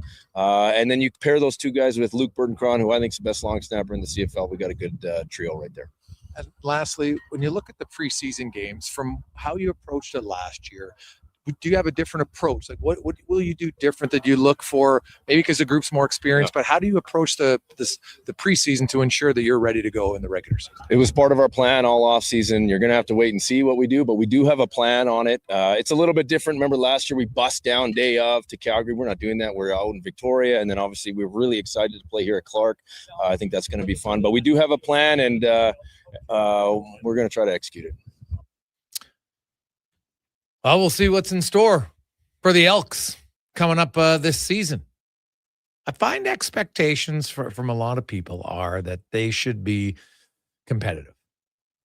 And obviously within the organization, I think they see the importance of, I think the organization has done a good job. Their ticket renewals are up, in fact, over the last few years. First time in a long time, they're going to have an increase in season tickets. So that's, it's a small step, but it's a small step in the right direction. Obviously, the walk-ups part of it is based on convenience. Lots part of it's based on weather. Good days, people will go. But make no mistake, a winning team, people like to be part of it. If all of a sudden the Elks start winning more than they lose, and that hasn't happened for a long time, right? It hasn't happened for a long time. But if they can start doing that, then you will see more people go out to Commonwealth. It's just like, I can't think of a team that's been bad for a long time and then suddenly they get good, but they don't see an increase in ticket sales. Right? People naturally, you feel better about yourself. You feel better about the whole experience when you go to a team that wins more often. It's just how it is. There's nothing wrong with that. Like, that's why you love sports. You kind of forget about what else is going on and you go there, you sit back in the crowd, maybe with your friends, maybe with your family, whoever, you get to be part of something. And it's more fun when the team's winning. Now, there's lots of diehards who stick through thick and thin. Make no mistake about it, at all levels of all sports. But for those who, I think there was some fans who, they didn't like the name change. Fine. Some who really got perturbed when they fired Ed Hervey. And if you look at pre-Ed Hervey, post-Ed Hervey, wasn't good. The 4 years of Ed Hervey, those have been the 4 best years of the last 2 decades. Not even close. Right? And then came the infamous line. It's not all about winning. Pardon. Like, I could see if you say that, if somebody had committed a crime and you're like, well, we got to get rid of this person because, you know what? There's bigger things in life that are more important than winning. That's true. But not in that situation. Ooh, that was a tough one to walk back. So that one will live on in infamy for the Elks. Coming up, we're going to talk some Oilers. We're going to talk some NHL. Your Remchuk joins us next. It's Jason Gregor Show, live on Sports 1440, sports1440.ca, YouTube, Facebook, X, Instagram, and Twitch. As always, brought to you by PlayAlberta.ca. Legacy Heating and Cooling is your supplier of maximum comfort, bringing you the cool AC you need. You just have to Call Legacy. Call Legacy. for comfort at night when the hot air suffocates you. Call Legacy. Call Legacy. For comfort in your wallet with no payments or interest for 1 year. Call Legacy. Call Legacy. You deserve comfort. Cool off today with AC from Legacy Heating and Cooling. Hi, Mike here from Northgate Chevrolet Buick GMC. No one's ever accused car shopping to be fun. I mean, think about it. Awkward standoffs to get a price. Let me go talk to my manager. Dealers asking for your credit card, then melting your phone if you say no. See, not fun. At Northgate, I promise you a different experience. We make it fun. And you will like us, I promise. 0% financing, a great selection of new and pre-owned units. So for some fun, stop in today. 13215 97th Street or visit us online at northgategm.com. You're in Northgate country. Your protein drink should work as hard as you do. That's why Booster Juice is hitting the gym harder than ever, brother. Meet your new gym buddies, the Way Too Good and Green Gains Booster Mixers. 2 new ripped and refreshing menu options that bench some serious protein. Perfect for pre or post workout. Way Too Good and Green Gains Booster Mixers taste like motivation. So what are you waiting for? Let's go! Booster Juice. Canadian born, blending since 1999. Hey there, I'm in the Fountain Tire sidecar, making a list of the things I'm doing this spring. 1. Saving you money, with up to 20% off select tires until June 13th. 2. Water skiing, tricky in a sidecar, but fun. And 3. Saving you more money, with mail-in rebates of up to $100 off a set of 4 select tires and $50 off a $150 service with the purchase of 4 select tires. Oh, that's 4 things. Oh well, restrictions apply. Book online at fountaintire.com. Fountain Tire. We're on this road together, Canada. Ready for a silly hockey fans. Your partner in power just skated onto the ice. EWEL.ca, the new e-commerce website for electrical wholesalers Edmonton, is ready for the power play 24/7, 365. UL skates to where the puck will be in 5 years. Now that's forward thinking. Killer selection, slamming products from the best brands, and legendary service. Don't sit on the bench. Get your account today at ewell.ca and win that project. Plug into your partner in power. Get an EWEL.ca account today. Expand your brand with Fusion Promo Marketing. Fusion is your trusted partner for all things branded merch and apparel. Thousands of products perfect for businesses, sports teams, and corporate events. Fusion with a Z. Promomarketing.ca. Hey there, I'm in the Fountain Tire sidecar, making a list of the things I'm doing this spring. 1. Saving you money, with up to 20% off select tires until June 13th. 2. Water skiing, tricky in a sidecar, but fun. And 3. Saving you more money, with mail-in rebates of up to $100 off a set of 4 select tires and $50 off a $150 service with the purchase of 4 select tires. Oh, that's 4 things. Oh well, restrictions apply. Book online at fountaintire.com. Fountain Tire. We're on this road together, Canada. Everybody loves a beautiful day in Edmonton. Hey, it's Jamie, and Green Drop Lawn Care is giving you one more reason to love the nice weather. Next nice day service. People always ask, how soon can Green Drop get here? Well, when you sign up with Next Nice Day service, we'll be there by tomorrow. Assuming Mother Nature cooperates, we'll be fertilizing and treating your weeds by the very next day. We'll even include Drought Fighter at no additional cost. Just another reason we have been Canada's lawn expert since 1979. Easy online signups only at greendrop.com. Portions of this hour brought to you by Papa John's. Get the puck drop special at Papa John's. A large 2-topping pizza and 8-piece wings for only $28.99 with promo code PUCKDROP at papajohns.ca or on the Papa John's app. This is Sports 1440, where Edmonton talks sports. On YouTube, Facebook, and X. Here's Jason Gregor. Brought to you by playalberta.ca.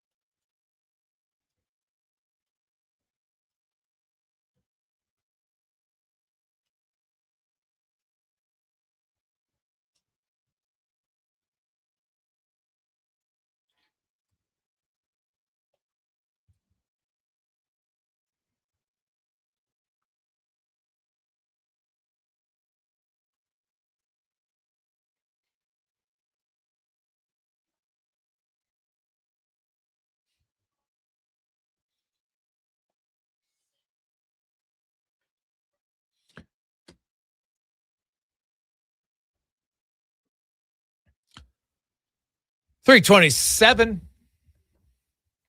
We continue on. Jason Gregor Show, Sports 1440, sports1440.ca, YouTube, Facebook, X, and Instagram. We're a busy night in sports once again. NHL playoffs, NBA playoffs. Jays try to beat the Rays. Rays are just beating them for fun right now. And they'll go to the mustachio one. Dylan Cease, who, hey, guy can get strikeouts. That's for sure. Can he get some run support? That'll be the question of the day for the Toronto Blue Jays. As we're going to get to the oil report brought to you by Go Auto. It's that time of year. You're getting a little spring fever. You're thinking, maybe I need a new ride. Well, GoAuto.ca has over 15,000 vehicles to choose from. Any color, any make, they got it. Check it out, GoAuto.ca. As we welcome in Tyler Grumchuk from Oilers Nation and Daily Face-Off as the world turns in the soap opera that is the Edmonton Oilers. And Chris Knobloch is going to be at some point officially on the outside looking in, I think, for the Edmonton Oilers. What do you make of what has transpired the last few days around the Oilers? I think every side here, Edmonton, Vegas, all this, I'm sure they would have preferred if this stayed under wraps and this never became public knowledge. It's unfortunate for Chris Knobloch. It's unfortunate for the Oilers. Like, it's just not how you would have wanted this to play out. I mean, if Oilers fans are going to sit here and, I don't want to say try to defend it, but like, this is a fan base that laughed pretty hard at the way the Vancouver Canucks handled the Bruce Boudreau outing, right? And like the way that whole era came to an end. And this is, pretty similar, aside from the fact that Boudreau actually had to still coach the team for a couple of games when that was going down. But if I were to provide, like a little bit of, I don't want to say devil's advocate, but a path to how that's maybe justified how it ended up going this way from an Oilers perspective, like the people I've talked to, whether it's, Jeff Merrick on the air and a few other people, and even conversations I've had off the air about the way things have been going behind the scenes, like, I think there's a chance that the Oilers, internally were pretty split on what they wanted to do with the head coaching position. I think there were some pretty powerful people in the organization who wanted Chris Knobloch back and just thought he needed better assistants and maybe more veteran assistants around him. And I think there were some people that pushed back on that and said there needs to be a coaching change in this organization. And I think the compromise, if that's maybe the right word to use, was, hey, if we can get Bruce Cassidy, everyone in the room agrees he's a better coach than Chris Knobloch. So let's go get Bruce Cassidy. And if we can't get him, they were trying to have their cake and eat it too. If we can't get Bruce Cassidy, then hey, let's run it back with Chris Knobloch and a fresh staff. And the danger with trying to have your cake and eat it too is what we've seen. It blew up in their face. The information got leaked publicly. They never got to chat with Bruce Cassidy before the Golden Knights said no, and all of this got out. And now they're stuck in a spot where they have to fire Chris Knobloch. Like, there is no more like, if we don't get Bruce Cassidy, let's bring back Chris. Like, he can't coach another game for this team now that this has gone out there. If it would have stayed private, then hey, no one's the wiser and it's whatever. But the fact it got out now, it's a mess and it's their own doing. Yeah. So, hey, if they get Bruce Cassidy, they're going to look back and say, hey, this is fine. And I guess this isn't anything that's illegal or anything like that. But that's what, what I heard yesterday, people say, well, other teams do it. And I'm sorry, I went through every team's last firing in the NHL. None of them. The only one that's remotely close was Nashville, but they had a new GM, and it happened in the offseason. And I think a lot of people can't seem to differentiate the difference between offseason and in-season. If you didn't think Knobloch was your coach, then make the decision. And if they were torn on it, that just shows dysfunction. I've talked about Vancouver's downfall has been internal dysfunction. And unfortunately for Edmonton, I'd be a hypocrite if I didn't say, well, I'm noticing some internal dysfunction on the Edmonton Oilers. Yeah, I'm with you. And listen, there are some questions that I would love to inject certain people in the organization with True Serum and get an answer to. Like, what is Paul Coffey's job? How much power does Paul Coffey have? Like, if Stan Bowman is sitting here saying, I want to bring, and I'm not saying that this is what's happening, but if it is the case, if Stan Bowman's saying, I want to bring back Chris Knobloch, and Jeff Jackson says, you're the GM, I trust you to make that decision, and there's a power above that going, nope, coaching change. Well, then, yeah, that would point to internal dysfunction. And I do think from the conversations I've had, like I said, that there was a split here about what they wanted to do with the coaching staff. And again, you talked about like other teams and people are making up all these stories of, oh, well, this could have happened here. This could have happened there. Like, even if other teams do it, to your point, you've done the research. I listened to the first, 30 minutes of your show when you talked about this. If other teams are doing it, then they're not getting caught. And again, if there's leaks and this stuff is getting out from an Oilers perspective, then that just points to internal dysfunction. So I do think there are key people in this organization who are not on the same page with certain things. Yeah, well, that will be a problem, right? That becomes more of a problem. And I had a player on the team that yesterday in a brief text conversation just told me, I think people are overreacting. I wrote the article last week. It was funny because I said, well, hey, you should read the article. That's exactly what I said. Like, yeah, the Oilers lost and they had massive injuries. Not just like Zach Hyman was really banged up. He didn't hit anybody in the last few games. There's a reason why. He was banged up again. They had other guys banged up, right? So the players know exactly who's hurt and who's not. And this player just told me flat out, a lot of people are overreacting in the organization. And I think we're seeing it. Yeah, like I'm working on a piece as I wrap up my 5-part series. It's the biggest questions that'll define the Oilers offseason. And the last one's kind of the fun one of like, are they going to go out there and make a big trade and a big splash? And what I'm prefacing the article by saying is they don't need to make a big, sexy, flashy splash to this roster in order for this offseason to be a success or in order for them to be a Stanley Cup contender next year. Like, again, this was a disappointing season. They sleptwalked their way through 82 games, and then the injuries and all of that caught up to them in the playoffs. And it is what it is. We all know how they kind of flamed out and went out with a whimper. But that doesn't mean this is a bad roster. They can still, even if they don't make any changes, ice a top 6 next year that has Connor McDavid, Leon Draisaitl, a healthy Zach Hyman, a Vasily Podkolzin, who heading into his 25-year-old season looks like he could very well be a 20-plus goal guy, 20-plus even strength goals, by the way. Matt Savoy, he could take a step forward. Like, you can look at different parts of this roster and go, hey, even if they just brought back a pretty similar team and brought back their key free agents, they're right there in the conversation to be the favorites in the Pacific Division right out of the gate. I guess goaltending is the one thing that could maybe sway that a little bit more, but the idea that this team needs to blow it up or add a top line player or else it's doomsday and all this, like it's just not true. Do I think a new coach could help? I think an A-plus level coach like Bruce Cassidy can absolutely help. And in the cap era, if you're not trying to make yourself 2 to 5% better in every possible margin in every department, then you're not doing a good job of running a team. But do I think Chris Knobloch needs to be fired just because like he's a crappy coach or something like that? No, that's not true at all. Yeah, well, I think it comes down to, is Bruce Cassidy better?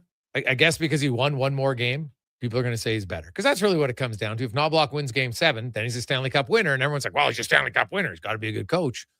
And my only concern for that is, if these coaches are all so great, how come when Stanley Cup winning coaches go to other teams, they never win again?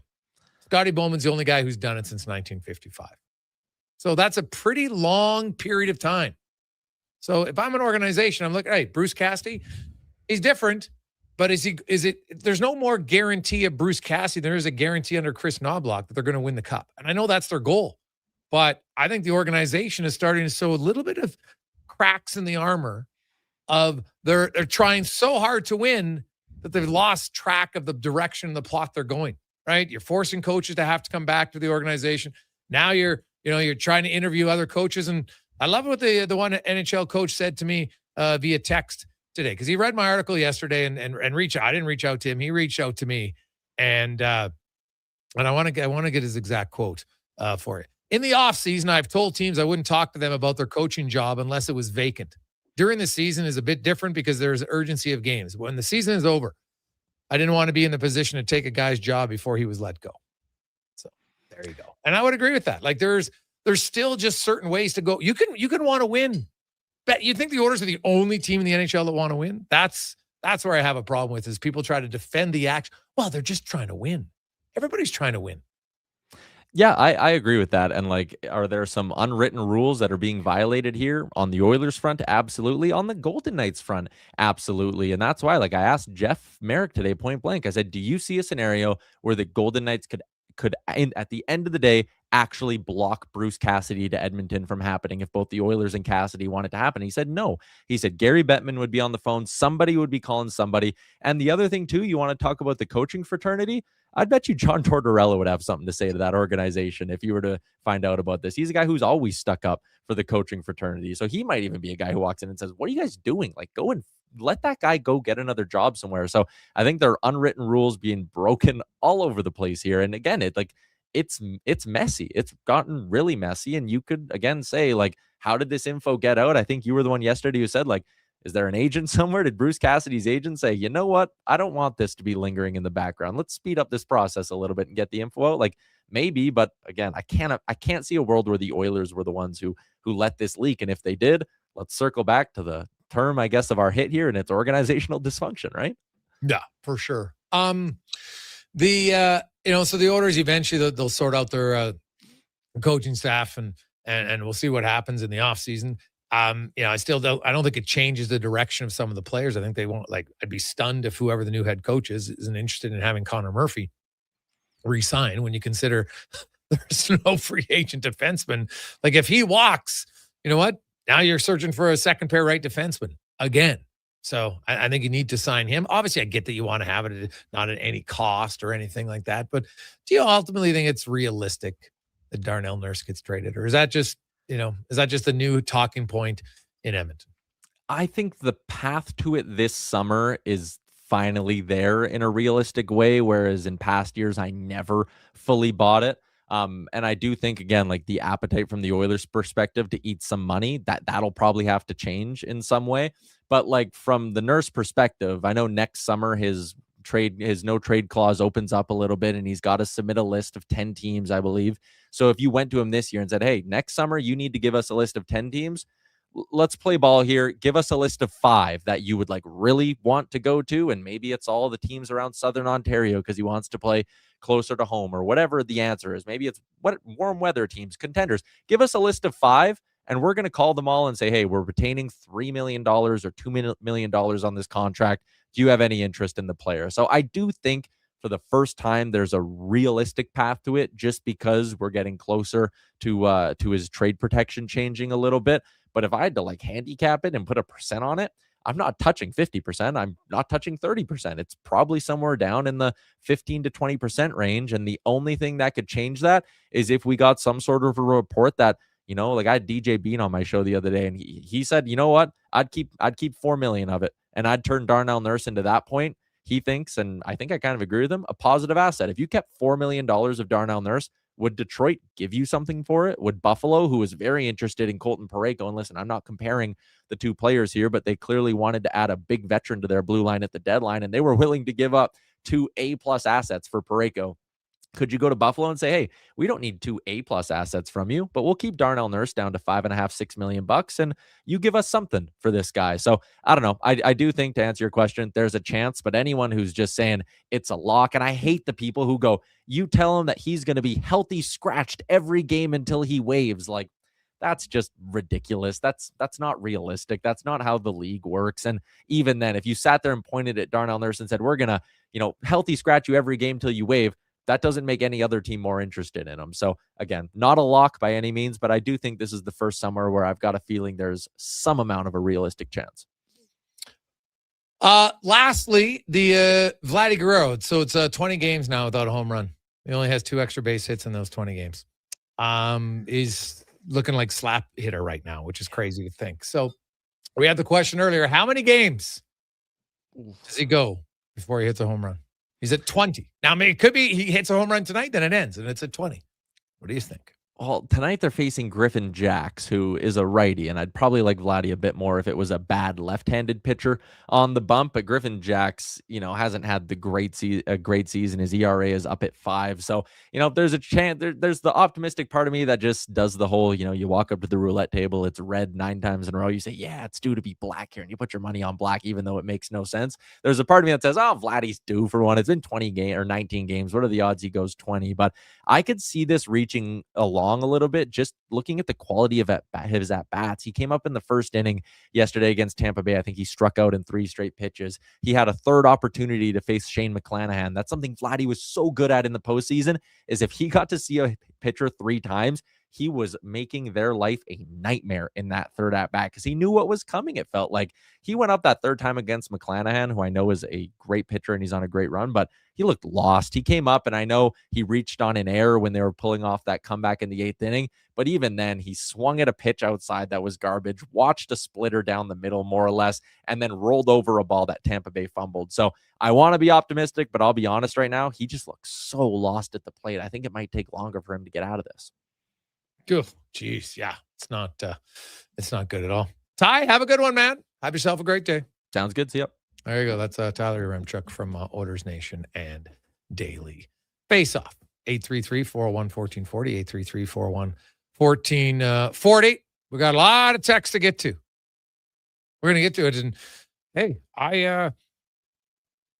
to me, there's always a bigger issue about how you're going about things. And I just think I'd be a hypocrite if I talked about dysfunction and then didn't point out the fact that Edmonton has started slowly showing signs of it. Now, maybe they can reel it in, but they need to reel it in. We'll return on the Gregor Show, presented by PlayAlberta.ca. With Play Alberta, backing the home team goes beyond the bets. That's because your picks have provincial impact. Play Alberta is the only app in the province that puts all revenue directly back into supporting programs and services that Albertans rely on every day. By investing in the General Revenue Fund, every play, bet, and buy made on Play Alberta helps make a difference across the province. It feels good to know your fund goes further at home. Visit playalberta.ca/Gregor to learn more. Must be 18 plus to play. If you gamble, use your game sense. Day or night, tasting just the right. You can order oodle noodle at oodlenoodle.ca. I do not want to write this. I don't. You can order oodle noodle at oodlenoodle.ca. So stay on your couch all day. Never. And oodlenoodle.ca. If I told you Oodle noodle. 1440 Hear that? sport. That's your entry calling.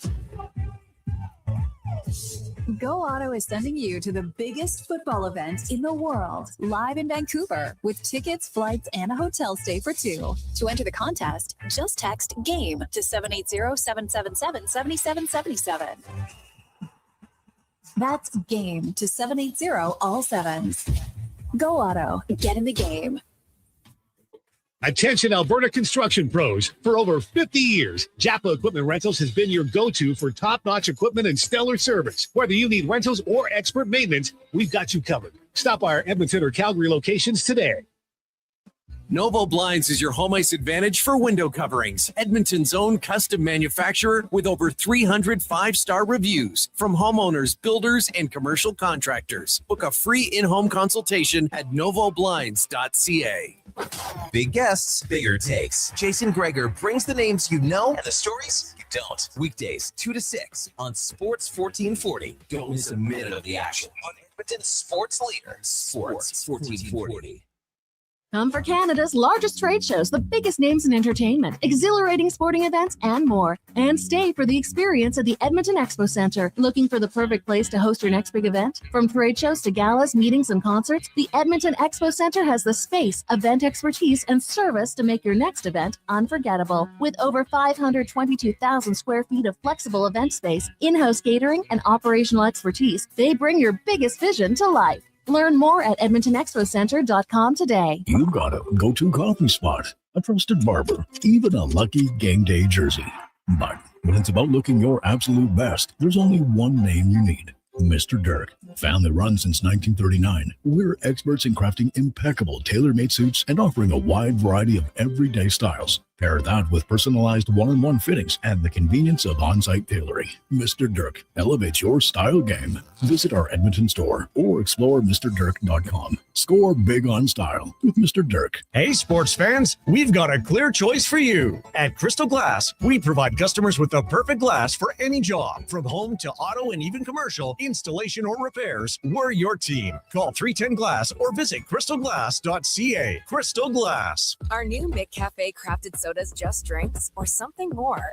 Like Sprite Berry Bliss, Creamy Strawberry Coke, and Orange Dream. All swirled with fizzy flavor and topped with silky cold foam. Only at McDonald's. At participating McDonald's restaurants in Canada. Bashaw Concrete Products. From concrete and septic tanks to blocks, precast water pads, Jersey barriers and aggregates.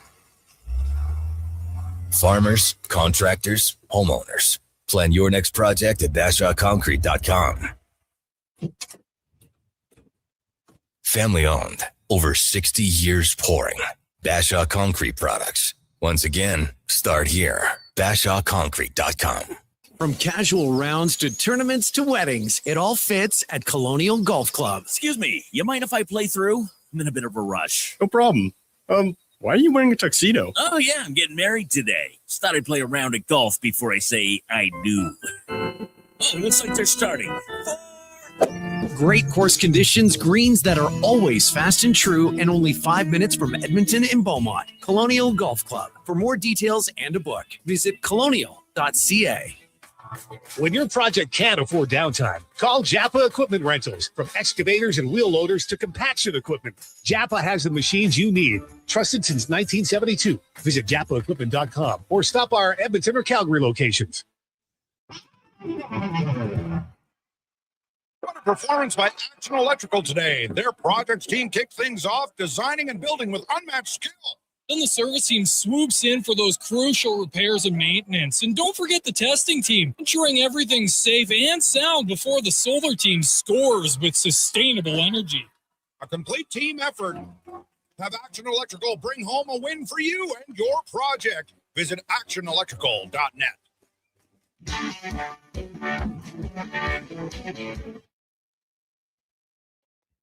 Portions of this hour brought to you by Cantork, made in Canada, made for Canada, where extreme isn't theoretical. Find your solution at cantork.com. The Jason Gregor Show, the best of Edmonton sports talk and beyond. This is Sports 1440. Presented by PlayAlberta.ca, Alberta's only regulated online gambling website.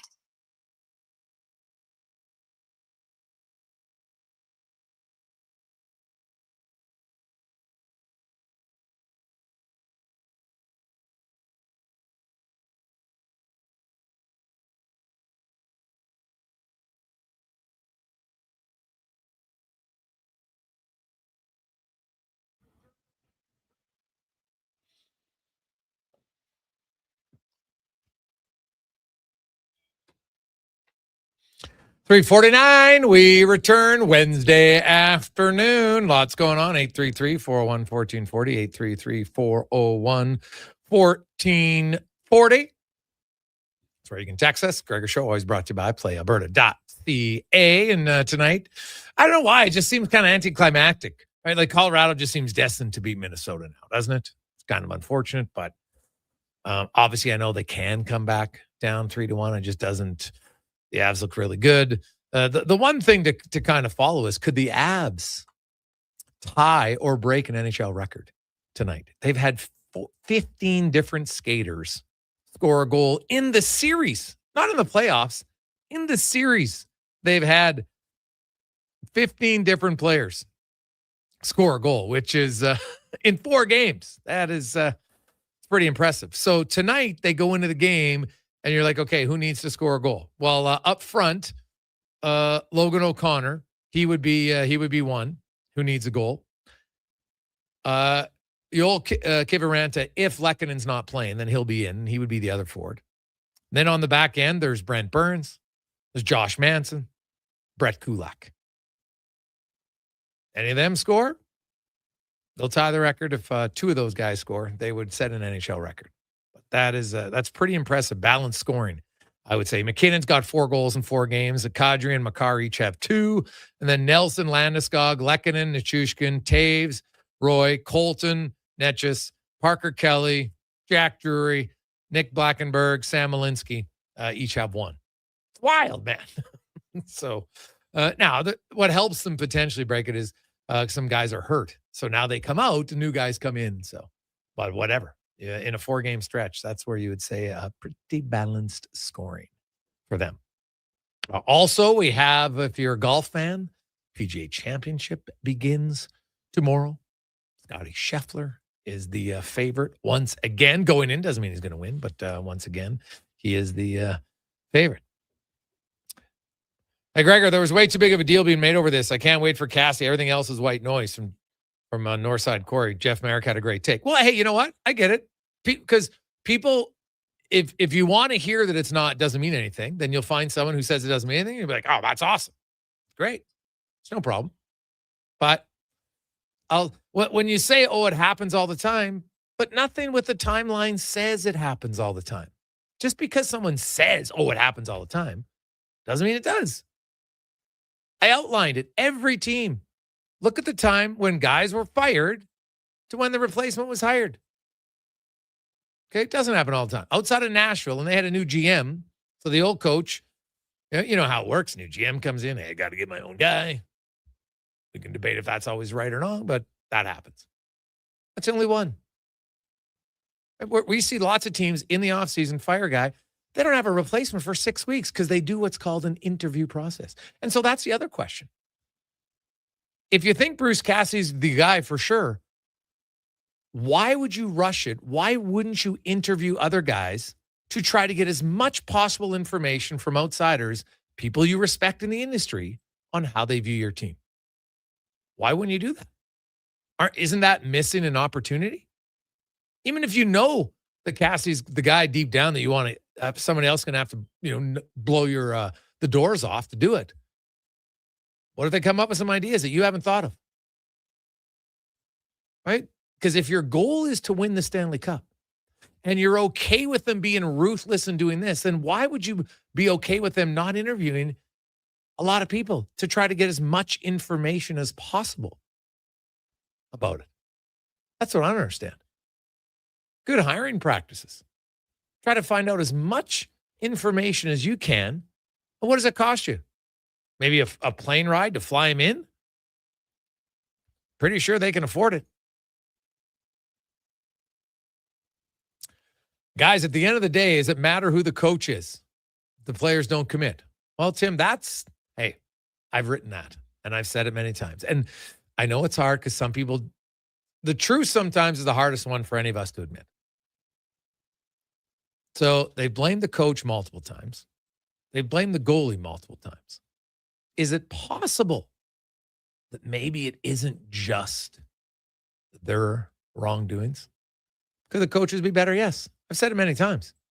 And like I said, if they just would have fired Chris Knobloch last week and said, okay, we're going in a different direction, be like, all right, we'll see if it's working or not, but at least you went about it the right way. So we'll see what happens. Like, ultimately, I'd be surprised if somehow, some way, the NHL doesn't say, hey, you got to grant Bruce Cassidy the opportunity to interview for these vacancies. LA, Edmonton, Toronto. Because they're all going to want to talk to him. And Bruce is like I said, what did I say last week, Con? Look at Bruce Cassidy, man. The guy's a genius. He went on tour doing interviews. He did like 6 or 7 of them. Talking about, hey, and he hasn't been out of the game very often. He wants to get back in the game. I understand it. Hey, he could sit out for a year and be like, hey, you know what? I got money, no big deal. I don't need any. I got a $4.5 million salary. I'm good. I could relax. No, he's like, I want to be coaching. And then he said, very wisely, as a Canadian, you know what I would like? Man, I would love the opportunity to coach in Canada and bring the cup back. Well, fans in Toronto, fans in Vancouver, fans in Edmonton, everywhere were like, oh, geez, I kind of like this guy. Right? It's genius. It's genius to say it because it automatically, people are like, hey, look at his track record, pretty good. And he wants to coach in Canada. This is amazing. Right? It's genius. Smart move. That is a classic PR move. Great. And I believe him. Who wouldn't want to? You'd love to be the coach of a team in Canada to win the cup. Haven't won it since 1993. Right? So I get it, but it's really not many of them come out and say it. Right? Which I've never understood. Like, if you think it, say it. Why not? Put it out there. Hey, man, I'd love that opportunity. So if he becomes available to speak to, which I just can't see, because keep in mind, Frank, even in his article, didn't say they wouldn't grant permission. They just hadn't yet. And that's key in how he worded it. Not that they wouldn't do it. They just haven't got around to doing it yet. So there you go. Hey, guys, does anyone consider McDavid's leadership style as the problem? Brad from North. Well, again, like, it's hard to say it's a major problem considering, like, they've been to 2 of the last 3 Stanley Cup finals. This year they lost out with their injury. Like, I'll say it again. I don't think the Oilers are that far off. But my concern is that you're starting to see little things that make me believe, like, I get that you want to win. But the more you want to, you can't want to win more. Right? Like, it's like, oh, we gave 110%. Really? Can you give it 110% or can you just give 100%? Right? Like, so the Oilers aren't the only team who wants to win. There's lots of teams. They all want to win. Now, some have more of a realistic thinking in, hey, I think we have a chance to win. And I think Edmonton will go into next season believing that they can win. But when one of your own players says, I think we're overreacting, that's where, and the reason I wrote that is you can't let the emotion, the frustration from losing this year lead to rash decisions. Right? You can't get blinded by it. Right? It's no different. Ask any parent, right? What's the one thing you try to teach your kids? When you get mad, you can't just lash out and swear and scream and throw things, right? You got to be someone emotionally controlled. And I get it. There's lots of pressure. Daryl Cates wants to win. Bowman wants to win. Jackson wants to win. McDavid, they all want to win. Right? All the players want to win. I don't discount that for a second. All the coaches want to win. But if it leads you to making rash decisions that are fueled on emotion, it can lead to problems. Right? Like you look back at just the last calendar year. So season ends. Tough end of the season because they lost a cup again. Right? Then they go out. Andrew Mangiapane signing. From day one, there was lots of us. I'm like, I don't really like that signing. Right? Smaller forward. Look what he did in Washington. Like, I don't care that he scored 35 goals 1 year, 4 years ago. Right? Didn't love it. Didn't work out. Fine. Then they're like, oh, geez, you know what? We're having a slow start. And who gets the blame? Stuart Skinner. Because you know what? It's got to be Stu's fault. Someone's got to take it. And look what, first of all, you have to look at the history of goalie trades. How many goalies get traded? And you have to give up that much. You give up Skinner. You give up Brett Kulak and a second rounder for Tristan Jarry, who was on waivers a year earlier. Why? Did you have to give up that much to get Blackwood? Did you have to give up that much to get Wedgwood? Like, what are we doing? So that was a decision based on just, oh my God, things aren't going well, overreaction. And now, got to bring Paul Coffey back. Not that he's the problem, but again, just doesn't look good. So to me, I think it's a fair question to ask. Is the organization emotionally overreacting? And if you do that too often, now you're just chasing your tail. So can they relax, take a deep breath, and recognize they still have a good foundation? This team is not that far away. Okay? They're not. Now, it's hard to win. Right? It's hard to win. So you're going to want to try. I get that they want to try to win, but I look at the fact that, like, if you have little decisions and it's like death by 1,000 cuts, and they just slowly add up and slowly add up and slowly add up, and now suddenly you've made a lot of small decisions to become bad decisions, right? Everybody can make one error, and then you counter, hey, you know what? Like, I look at the Andrew Mangiapane. Okay, you signed him to a deal. It didn't work out. You got rid of him. You didn't retain any salary. You got rid of him. Now, ideally, if you sign Dickinson, you're like, well, this is great. We got Dickinson and Doc for Mangiapane and a pick. That's a pretty good trade because you're getting 2 guaranteed players for one that wasn't going to help you and a draft pick that who knows if it'll help you. So kind of go from there. 833-401-1440, 833-401-1440. Craig's, if someone says they gave 110%, they really only provided 91% previously if they said they gave their all, from David. I think it's a saying, yes. I think I gave everything I had. Right? And so you'd like to think it's more than that. But I always know that, like, the real diehard mathematicians, they get fired up about that. It's great. I love it. Let's get to the con man. Sports 1440 update brought to you by Hire Good. For professional property services that you can feel good about, get Hire Good. Site cleanup, debris removal, seasonal maintenance, and more. Stable jobs create stable lives. HireGood.ca. The Sports 1440 update. Just one game tonight in the Stanley Cup playoffs. Avs and Wild from Denver. Puck drop just after 6. Colorado leading 3-1. In the association, you got the Pistons and the Cavs at 6. That series tied at 2 games apiece. And majors tonight, Jays taking on the Rays just after 5 o'clock. We'll join that game in progress here on our AM feed on Sports 1440. Earlier today, the Yankees fell to the Orioles 7-0, and it was the Guardians over the Angels 4-2. Later tonight, Cubbies, Braves, White Sox, Royals, the Marlins in Minnesota, Brewers taking on the Padres, and the Mariners in Houston. Coming up in hour 3 of the Jason Gregor Show, we'll talk some golf with Adam Scully of Golf.Canada and preview the Avs Wild game with Justin and Michael from DNVR Sport. I'm Connor Halley. This has been a Sports 1440 update. Sports 1440, Stingray radio station. CKJR broadcasts from West Edmonton Mall and Wetaskiwin. Download the free Stingray music app and listen wherever you go. Days are night, tasting just so right.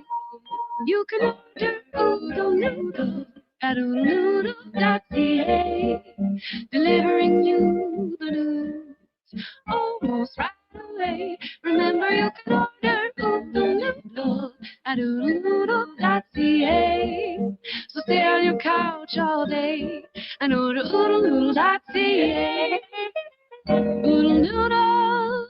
You got a go-to coffee spot, a trusted barber, even a lucky game day jersey. But when it's about looking your absolute best, there's only one name you need. Mr. Dirk. Family run since 1939. We're experts in crafting impeccable tailor-made suits and offering a wide variety of everyday styles. Pair that with personalized one-on-one fittings and the convenience of on-site tailoring. Later on, Mr. Dirk. on this week, your style game. Visit our Edmonton store or explore MrDirk.com. Score big on style with Mr. Dirk. This is you. Hi.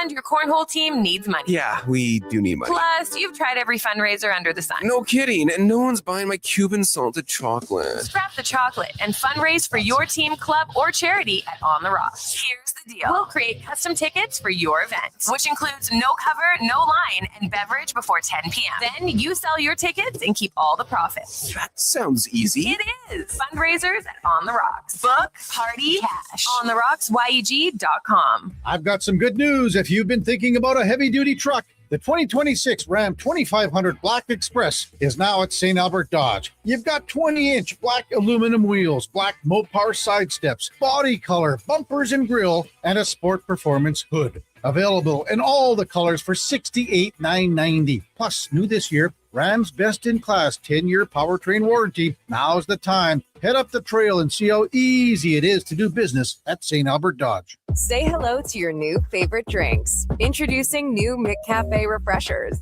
Icy cool, undeniably refreshing, and available in 3 flavors. Strawberry watermelon, mango pineapple, and blackberry passion fruit. Only at McDonald's. The puck is passed up through the neutral zone, and here's a breakaway. He's coming in hot. He shoots it. Oh, no! A broken stick. When it comes to performance, quality parts matter. Napa Auto Parts has all the reliable parts, tools, and more to keep your vehicle running like a playoff contender. With over 85 locations in Alberta, visit your local Napa store today or shop online at napacanada.com. That's Napa Know-How. Edmonton's only 24-hour-a-day sports radio station can be heard anytime, anywhere. Sports 1440 is streaming on your phone, your tablet, your computer. Download an app today and listen to Sports 1440.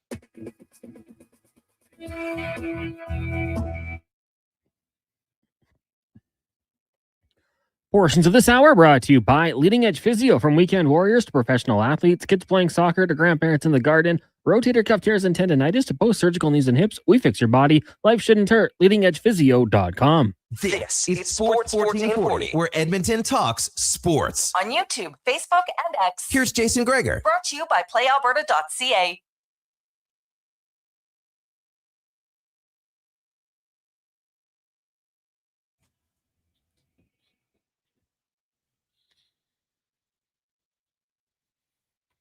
It's after 4 o'clock. How are you?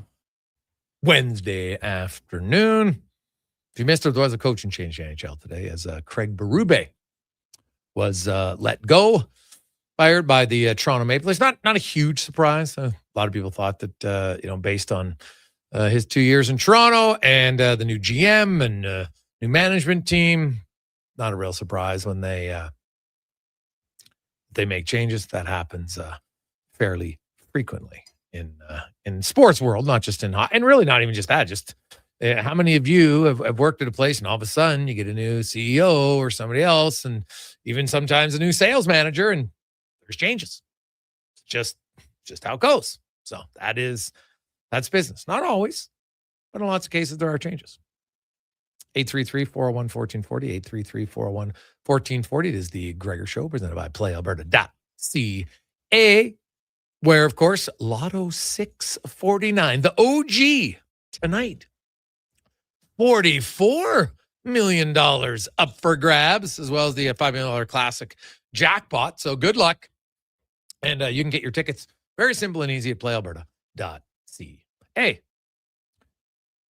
going to talk a little golf because starting tomorrow, the PGA Championship. Now, of course, if you remember, it used to be later in the year. They changed it a few years ago. So now you have it April, one in May, one in June, one in July, 4 straight months with the majors of golf, kind of like their prime time of the season. As Adam Scully from Golf Talk Canada joins us. And Adam, it's always intriguing. You go into it, and Scotty Scheffler always seems to be the guy right now that everybody's like, hey, picking Scotty Scheffler, and people kind of, real way to go out on a limb.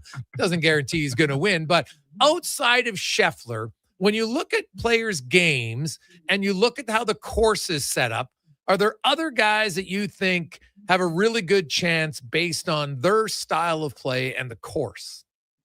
Yeah, for sure. And thanks for having me on, Jason. I'm intrigued about this golf course, specifically because of some of the comments Rory McIlroy made on Tuesday during his press conference, where we know he's one of the longest drivers of the golf ball in the world. He's first on the PGA Tour in strokes gained off the tee. But he said his strategy is basically, I'm going to whale a driver as hard as humanly possible and then go find it and hopefully have wedges in my hand, regardless if I'm in the fairway or in the rough.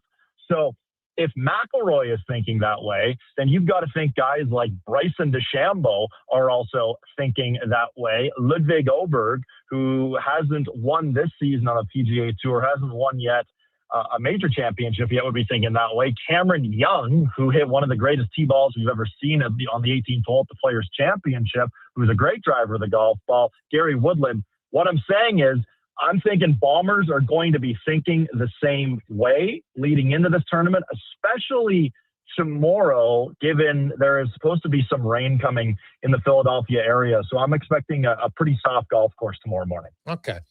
And, so that obviously alters things a little bit, right? Maybe, yeah. I don't know, I guess if you're a better iron player, now you can go right at it. Yes, exactly. And that's where, there's so many intriguing names, and looking at strokes gained approach, like Brooks Koepka, who is now back on the PGA Tour. He leads the PGA Tour in strokes gained approach this season. Number one. but he's 149th in strokes gained putting. His putting was so bad at Myrtle Beach that he snapped his putter after his final round on Sunday, and he was seen with 5 or 6 different flat sticks trying to figure out which one to game come Thursday. So iron game is going to be critical. Rory's 7th in strokes gain approach. Scotty Scheffler's approach numbers are actually significantly worse than they have been in the past number of years, where he's led the PGA Tour 3 consecutive years heading into this year, where he's now 42nd on the PGA Tour in strokes gained approach, but still leads in scoring average. Scotty Scheffler is still so fascinating to me. But, you know, on many of these betting books now, he is obviously the favorite, and I'm seeing numbers as low as plus 480, and heading into a major championship, those are crazy odds. Yeah, they are. A guy who's always been around it is Xander Schauffele. You think he's ever going to get there? Well, so he got there 2 years ago. He won 2 majors 2 years ago. He won his first one at Valhalla. He made that putt on the 18th hole to win by 1. And then he surprised really everyone when he won a second major 2 majors later, winning the Claret Jug. And it's interesting because a lot of people were expecting him to continue that rise in 2025 last year. And he had this really weird rib injury. And I've never had a rib injury. I'm not sure if you've ever had a rib injury, but it cost Xander Schauffele the first 3-4 months of the season. It's just a really weird injury to get. And he didn't play as well last year. Now he's slowly rounding into form. He had 3 top 10 finishes consecutively before struggling last week at the Truist. He's a guy who I wouldn't say totally rebuilt his swing, but added a lot of speed to his swing, working with Chris Como a couple of years back, and that really helped his overall game. So Schauffele will definitely be one to watch for this week. And Rory McIlroy, and I know he joked about it, how he couldn't win the Masters forever, and then he wins it back-to-back years. And I'm sure there's something in there that he finally wins it. You can exhale. It's like, man, you know, I've accomplished a lot, and I still want to accomplish more, but it's not, you're not stressed about it at all. I've always joked, like, if Connor McDavid ever wins 1 Stanley Cup, I'm sure after that he would loosen up and it would be better for him. But, you know, so you look at how Rory's playing, and I know that Augusta is very different than a lot of these courses, right? And some guys, their game just really matches to that. And for a long time, his game didn't, because he couldn't win. Not that he played poorly. He was always seemed to be in the mix. But I know that he's the second favorite heading in, and I think it's Cameron Young who's third. But should Rory maybe not be higher just based on the way he's played? Well, I mean, I'd say Scotty Scheffler is sort of in a league of his own, and Rory is in that next tier, which is still an incredibly high tier. And he's got so much talent. And I think for him, it's a mindset. Like, heading into the Masters, where he obviously successfully defended his title, in his pre-tournament press conference, he was happy, he was jovial, he was joking, he had his green jacket on before the tournament, which you don't see many guys in their pre-tournament presser have their green jacket on. And he didn't drive the ball that well during the first round. He just sort of steadied the ship.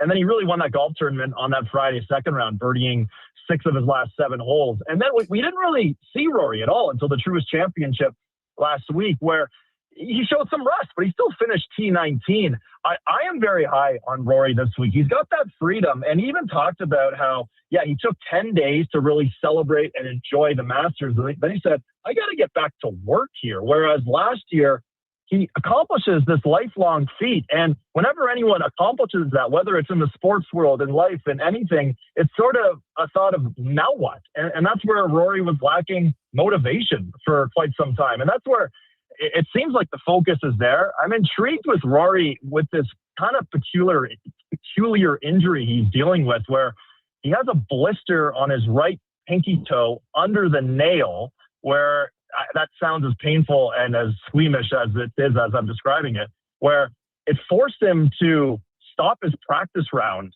on Tuesday after 3 holes. And it forced him to call Nike and say, hey, I need new kicks for this week. And now he's wearing a softer golf shoe that's half a size bigger. I never thought we'd be having blister talking about golf, but here we are, right? But in summary, I am very high on Rory. Yeah. That is, I didn't know that blister story. And hey, anybody who's had a blister, it can be, it can be rather uncomfortable. There's no fun. There's no question about it. Some of the other guys, Tommy Fleetwood, Colin Morikawa had an unreal performance with a really sore back recently that impressed a lot of people.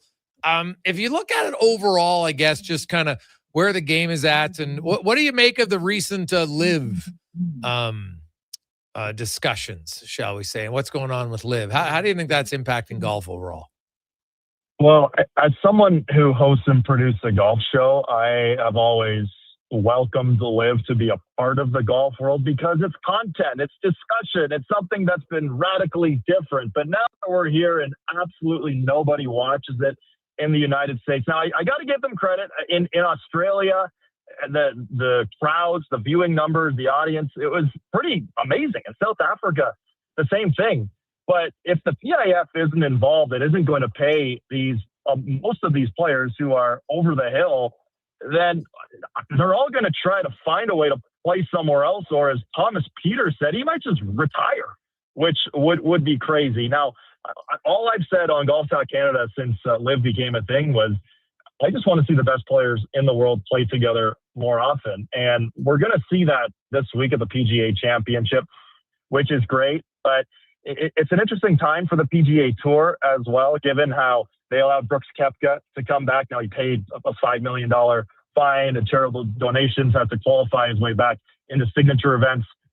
I'm really fascinated to see what John Rahm does, who said he didn't really regret his decision. He made a lot of money.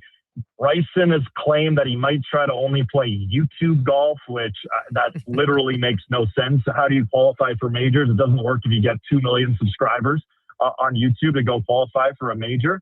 So the next couple of months are going to be fascinating, not only for this live golf dynamic, but for the PGA Tour with new CEO Brian Rolapp, who came over from the NFL, who's been trying to change so much, and rumors of match play and the Tour Championship and a brand new schedule, which apparently is going to come at some point in June at the Travelers Championship. So live continues to make the golf world fascinating. We do know the PIF is going to be financing them for the rest of this season, but beyond that, it's anyone's guess. So I'm truly, truly fascinated to see what happens over the next couple of months. Yeah. Now it's funny how you say, "Oh yeah, no one's watching the U.S." and that's one area. But if you want to be a global game, then it doesn't necessarily matter. Like the U.S. is for the PGA viewers, and if the rest of the world's watching live, well, then that's better for golf, isn't it?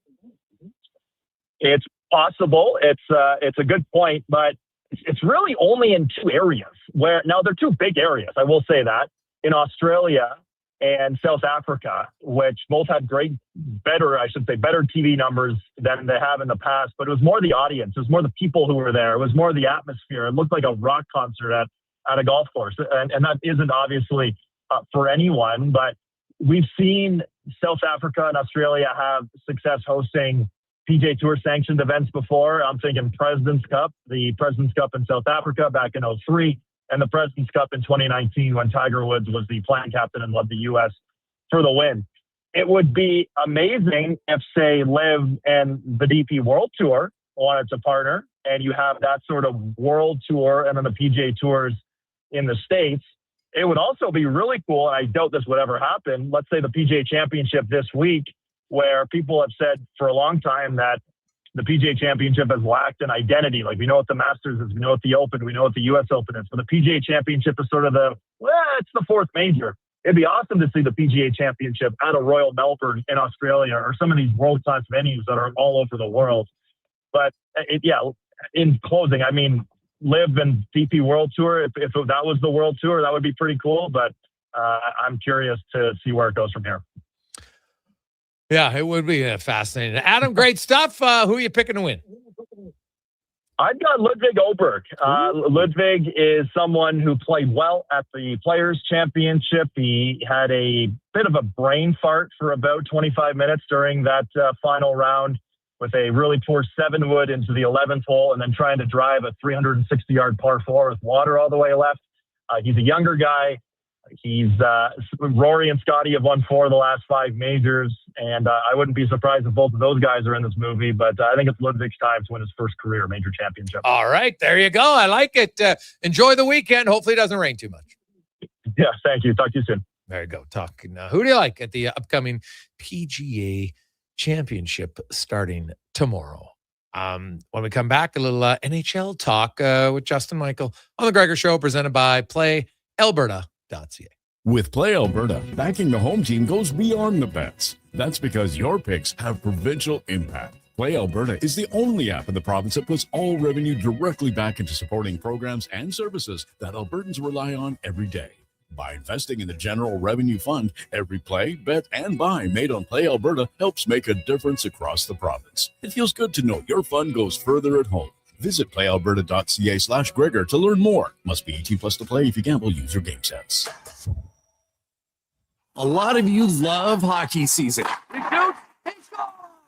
But when it comes to construction season, Come on already. You're not as excited unless you work for GS Construction. It's true. As one season is winding down, ours is winding up with all sorts of great projects to make the city we live in better. And our team is hiring. GS Construction is scouting for pipe layers, topmen, and heavy equipment operators. So if you want to score a great job, visit gsconstruction.ca today.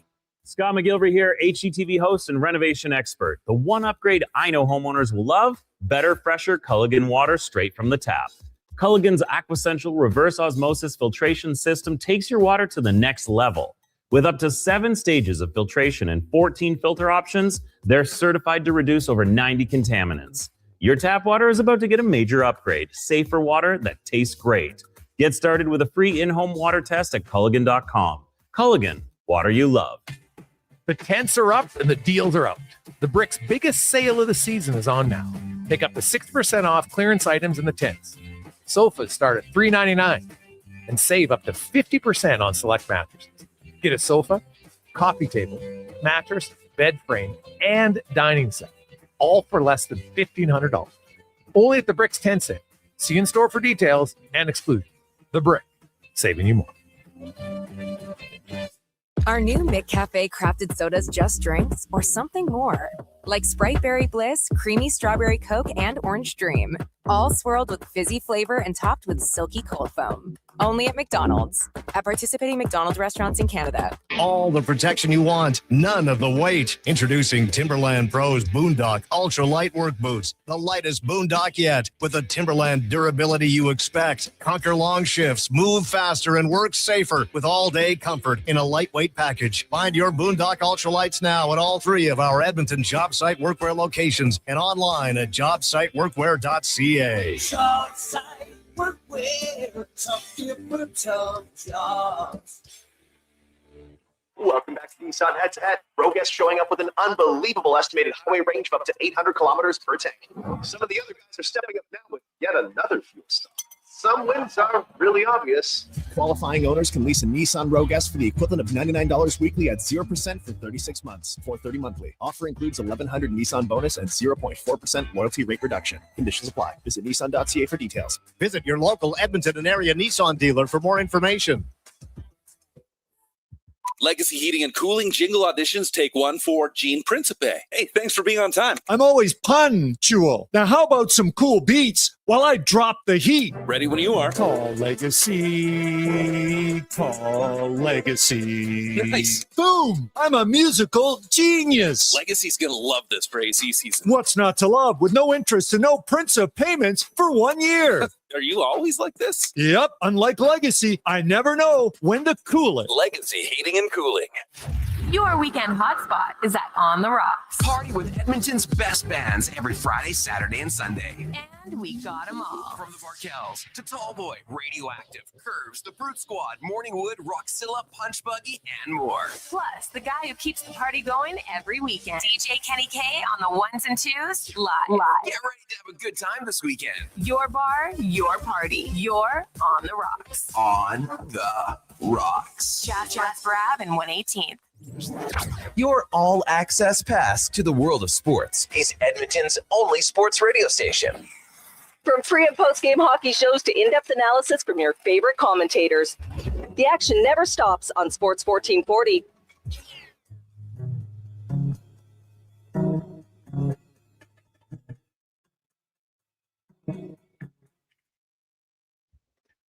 Portions of this hour brought to you by On the Rocks. And I did OTR. It's Wing Wednesday with 69-cent wings from 5 to close, plus drink specials all day and karaoke starting at 9 at Jasper Ave 118th or online at ontherocks.yeg.com. The Jason Gregor Show, the best of Edmonton sports talk and beyond. This is Sports 1440. Presented by PlayAlberta.ca, Alberta's only regulated online gambling website.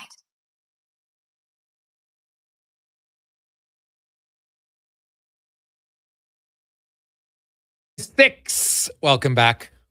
Gregor, Hallie, Sports 1440, sports1440.ca, YouTube, Facebook, X, and Instagram. Hope you are having a lovely day. And this just coming down, no real surprise.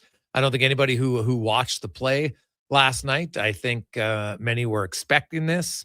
But McNabb has been suspended for one game for his what was deemed interference on Anaheim's Ryan Poehling. Poehling left the game, didn't return. McNabb was kicked out of the game. And what did that happen, right? 13-minute mark. So kind of like a 2-game suspension almost for him. But that was a pretty hard hit. And the puck. Now, I will say, and this is my pet peeve, I hate when they show the replay in slow motion. Of course it looks worse. But just show it in real time, because that's the game is called in real time. It's not called in slow motion. That's the only thing I get a little. Oh, they replay after replay, and it's slow motion. And it's like super slow motion. Like, come on. It's not how they play. Now, it was late. There's no debate about that. So he gets a game, and we'll see. Vegas, they basically played 5 defensemen. And still won the game. So I'm not sure. It hurts, but it's not a crushing blow for them. Let's go around the NHL, brought to you by McDonald's. As right now, you can enjoy the McDonald's $5 McValue meals. Options like the sausage McMuffin small meal or the McDouble small meal for only $5 plus tax. Prices exclude delivery right now at McDonald's. Go in, pick it up. 5 bones. Pretty good deal. As we go out to Denver, where the Colorado Avalanche have an opportunity to get back to the conference final. With a victory tonight over the Minnesota Wild, Justin Michael joins us from DNVR. And Justin, it's been a pretty good series for the Avalanche. McKinnon's got 4 goals in 4 games. They got 15 different skaters who have scored a goal. They got 2 goalies who have won games. So it couldn't really draw up more of a, quote, full team effort so far through the 4 games for the Avalanche. Yeah, 100%. I think if you were to look at the biggest difference between these 2 teams in the series, and these are 2 of the best teams in the NHL, clearly, I just think it's the overwhelming depth that Colorado has been able to display in this run. Obviously, they've really done a good job in recent years kind of retooling the roster, making some moves to bolster the depth. It didn't work out last year, but this Avs team has gone all in on the idea of, if not now, never, we're one of the best teams in the league, if not the best team in the league. And I think it's been huge to see, being able to get that type of production out of the Nick Waws of the world, and Parker Kelly continues to step up. McKinnon's been great, but I think the depth has been the biggest difference. Yeah. You look at that depth, and it's not like there's one specific guy, right? It's not like Newhook in Montreal right now who's just playing out of his mind, which is great for them. But Colorado's pretty much getting contributions up and down the lineup from everyone in their forward group. It's really, I don't know if you can pick one guy who hasn't really contributed offensively at all. So Logan O'Connor's, I think, the only forward who's played every game in the series who doesn't have a goal yet, but he does have a goal in the playoffs and has, and he's, he's a 4th line kind of guy. He doesn't score, and he's on pace to score 10 goals, right? And if it was an 80-game playoff, so there's nothing wrong with that.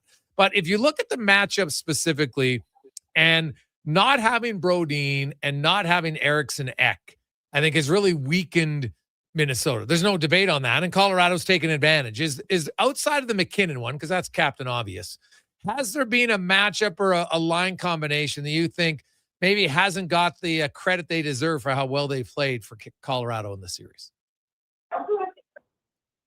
Yeah, I think the second line at times has drawn some criticism. Nelson especially has been pretty quiet in terms of offensive production in this postseason run. I think those guys have been really active defensively, though. I also think they've drawn some tough assignments just in terms of, going out against the other team's top guys there. But I've really been impressed with, Val Nichushkin and the work he's done on the forecheck and kind of some of that stuff. He's maybe not, putting up the points you'd love on that second line, but as you were talking about earlier, you're getting so much production across the board from those third and fourth lines. I think at times people kind of fixate on the lack of points too much from that second line and aren't necessarily giving them credit for all the dirty work they're doing night to night. You look at the Wild, and hey, when you don't have Brodin, like there's really no place to replace him. Jake Middleton's doing a good job, but he's not Brodin, and their third pair, like they're basically playing 4 defensemen, right? Like Hughes played 34 minutes of 60-minute game, and I just don't see how that's sustainable for this series, right? Like, do you see any way that Minnesota can come back if they're that weak on defense that you got to play one guy 34 minutes? I mean, crazy things happen in this sport, right? Like, we've even seen Minnesota come back from 3-1 on Colorado before, over 2 decades ago, and obviously nothing in common with these teams. But I just think it's so much burden on Hughes right now, especially offensively, to create for others. And if you can kind of limit his impact, given Minnesota's injury situation, I just think they've lacked the firepower at times. And in some sense, that's kind of a bummer. You'd love to see these two teams at full strength. Obviously, I think pretty clearly 2 of the top, 3, 4, 5, however you want to debate it, teams in the NHL. But I'm with you. I just think at some point that workload, all those miles you're putting on the tires, that's going to catch up to you. And I think you saw it late in the third, right? There were some instances where guys were getting past Hughes, where, maybe if he's playing, 26, 27 minutes instead, he's making that play.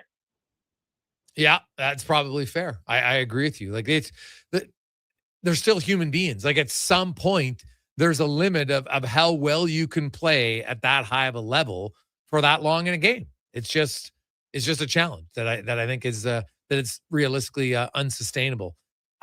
The last one is you look at the Wild. How do you feel like their bottom 6? I'm reading in Minnesota, and they don't really, they think they're not adding much, and maybe it's because they're comparing it to Colorado and everybody's scoring on Colorado. So I can understand that to a sense. But you watch every game a lot closer than I have in this series. How do you think Minnesota's bottom 6 has fared? I mean, they've been quiet, I would say, in terms of like the opportunities that they're able to create. I don't think if you're an Avalanche fan, you're sitting there holding their breath, when they're out on the ice. Again, I think all of that gets kind of intensified given their injury situation. You're playing guys up the lineup who wouldn't be in there. And so, the more you shuffle guys around, you're going to feel that, especially the more you go down the lineup as well.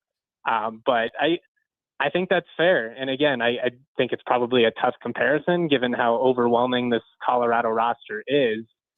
But I truly do feel like the depth, the difference in the middle 6 and the bottom 6, like those guys versus what Minnesota brings to the table, you really felt that in this series. Like, Hughes has been incredible. Obviously ran out of gas a little bit late in that game, but that dude's doing everything in his power. I just don't know what you're supposed to do when you're getting key goals from Parker Kelly and Nazem Kadri and some of these guys showing up. Yeah.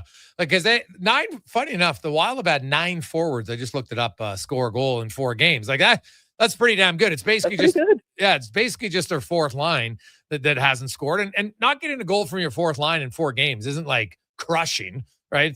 Foligno, McCarron, Trennan, none of them have a goal. But, I think really, to me, it comes down to more Matt Boldy. Like, Matt Boldy, for him, has been quiet. And he has. Do you credit like the Avs? Have you seen a matchup or anything that they're doing? Because Boldy was unreal in the opening round against Dallas with 6 goals, but he's only got 1 goal, 2 points. He's a minus player so far in the series, playing still over 21 minutes a night. I think the Avs have done a pretty good job just in terms of keeping, a body on a man and not giving him too many dangerous opportunities. They've struggled. Kaprizov's been able to walk in a few times, and he's obviously got an incredible shot. I don't know if I could point to specifically Bednar's doing this. He's deploying this specifically, with the idea of we're going to take Boldy out of the picture. But I do think of those top guys, the guys you would expect to kind of stand out for Minnesota, him not being able to kind of put his fingerprints on this series in a palpable way, they're feeling that, especially as you already mentioned, McKinnon scored, multiple goals in this series. I thought Nietzsche's played one of the better games that he's played in the postseason this past matchup. Minnesota, they need Boldy to be a threat. And right now it feels like it's just kind of all on Hughes and Kaprizov to really generate everything for him offensively. You look at Colorado right now, and a lot of people think it's Colorado and Carolina, and I can understand why. Carolina's 8-0 and Colorado's 7-1 so far in the playoffs. Both have been pretty dominant. I look at Vegas and Anaheim, and I'm not sure I see one of those teams. It seems like a Colorado-Carolina destined Stanley Cup. Is that what you feel? I mean, all year, those have been two of the most explosive teams, the most consistently dominant. It does feel like we're kind of on a path here or a collision course for that matchup. I will say, I mean, you can't overlook anyone in this sport, right? And I do think that Vegas is a team who's tough and I think could, challenge the Avs. But at this point, especially with what they're doing in the postseason, it feels hard to see anybody beating either of those teams 4 times. You might push them, you might, make it a series, but 4 times, I don't know. Yeah. Well, enjoy the game tonight. We know it's going to be loud in Colorado as they try to get back to the conference final for the first time since 2022. Thanks for your time, Justin. Have a great day. Thanks for having me on. This was a blast. There you go. That's Justin Michael from DNVR in Colorado. The Avs, they look really good, man. Really good. And hey, they were deep. We knew that going in. They've been consistent all year long, which is why I'll still say it. And I know we got a lot of pushback. Oh, regular season doesn't matter. Even McDavid and Draisaitl admitted at the end of the year that maybe they might have taken it for granted at times, the importance of the regular season. You can build consistency and chemistry in different areas of your game during the regular season. And regardless of who the coach is next year, I would think the advantage of the new coach, because make no mistake, Nombach, unfortunately for him, is not going to be the head coach. Whoever the new coach is who comes in Edmonton, they're going to have the advantage. Players always want to impress the new coach. We saw that. Number 1. Number 2, they'll have a longer summer. They'll be rested. Number 3, there's some pretty, losing the cup sucks for sure, but not even getting close is just like a little bit of a different wake-up call for the team. And I would expect them to have a really good start. Everyone's going to say, see, it was a coach. It was the coach. Say it right now. I don't think it's a coach. Coach has a small contribution to it, yes. But it's not the only problem. And I think we saw that. People, oh, look, they got rid of Skinner. Green light, baby. Everything's rolling. No, not always the case. Quick break. We got 5 questions, spec, and more on the Gregor Show presented by PlayAlberta.ca. Action Electrical's projects team takes the field, folks, ready to execute the entire play for new commercial builds. Absolutely. They're masters of design, build, sketching strategy from initial blueprints to core electrical infrastructure. The team never misses on complex projects. Known for handling big league constructions and major renovations, ensuring flawless execution, hire the Action Electrical team to bring home a win for your project. Visit actionelectrical.net.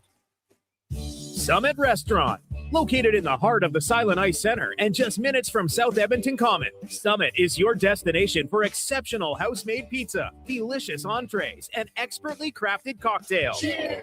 Experience the perfect blend of flavor and ambiance in a modern setting. Join us for a straightforward yet elevated dining experience where our commitment to quality speaks to every bite and sip. Make Summit Restaurant your next night on the town. Who's that working on the underground utilities over there? All-Star Construction, that's who. What about the street lighting? Yep, All-Star Construction. And the directional drilling, hydrobacking, neighborhood renewal, and telecommunication work? Yep. And yep. Since 2009, All-Star Construction has been doing all that and more, shaping and building Edmonton communities for land developers all around Edmonton. That's what All-Star Construction is all about. Good to go.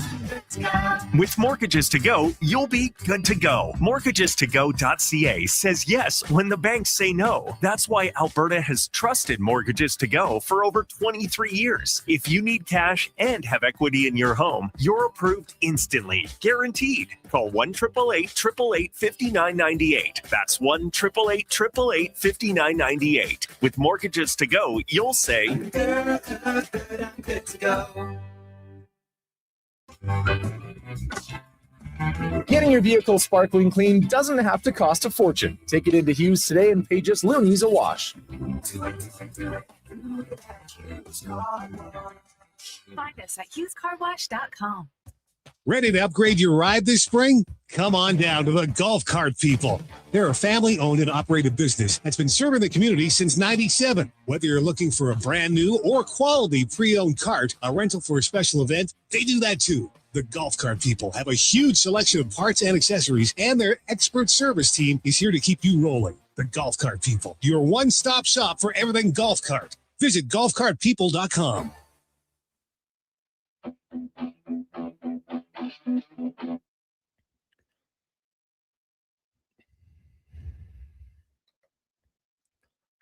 Portions of this hour brought to you by Crystal Glass, your clear choice for residential windows, locally manufactured and installed. Crystal Glass provides a beautiful product and incredible customer services for all of your residential needs. Call 310 Glass or visit crystalglass.ca for a quote. The Jason Gregor Show, the best of Edmonton sports talk and beyond. This is Sports 1440. Presented by PlayAlberta.ca, Alberta's only regulated online gambling website.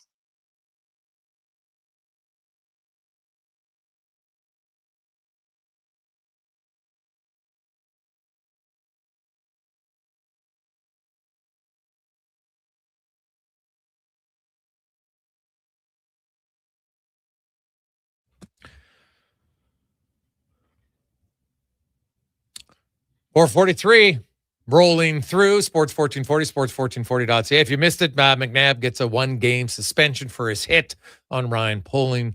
Last night, the Wild still do not have Brodin and Eriksson in the lineup for tonight as they try to stave off elimination in Colorado, which will not be easy. The Avs have been pretty good lately at putting teams away when they have the opportunity to do so. Gregor Show always brought to you by PlayAlberta.ca, where today, the Jason Gregor Show odds boost specials have a little Jays action. Jays and Kazuma Okamoto going to get an RBI tonight. That's what we're feeling.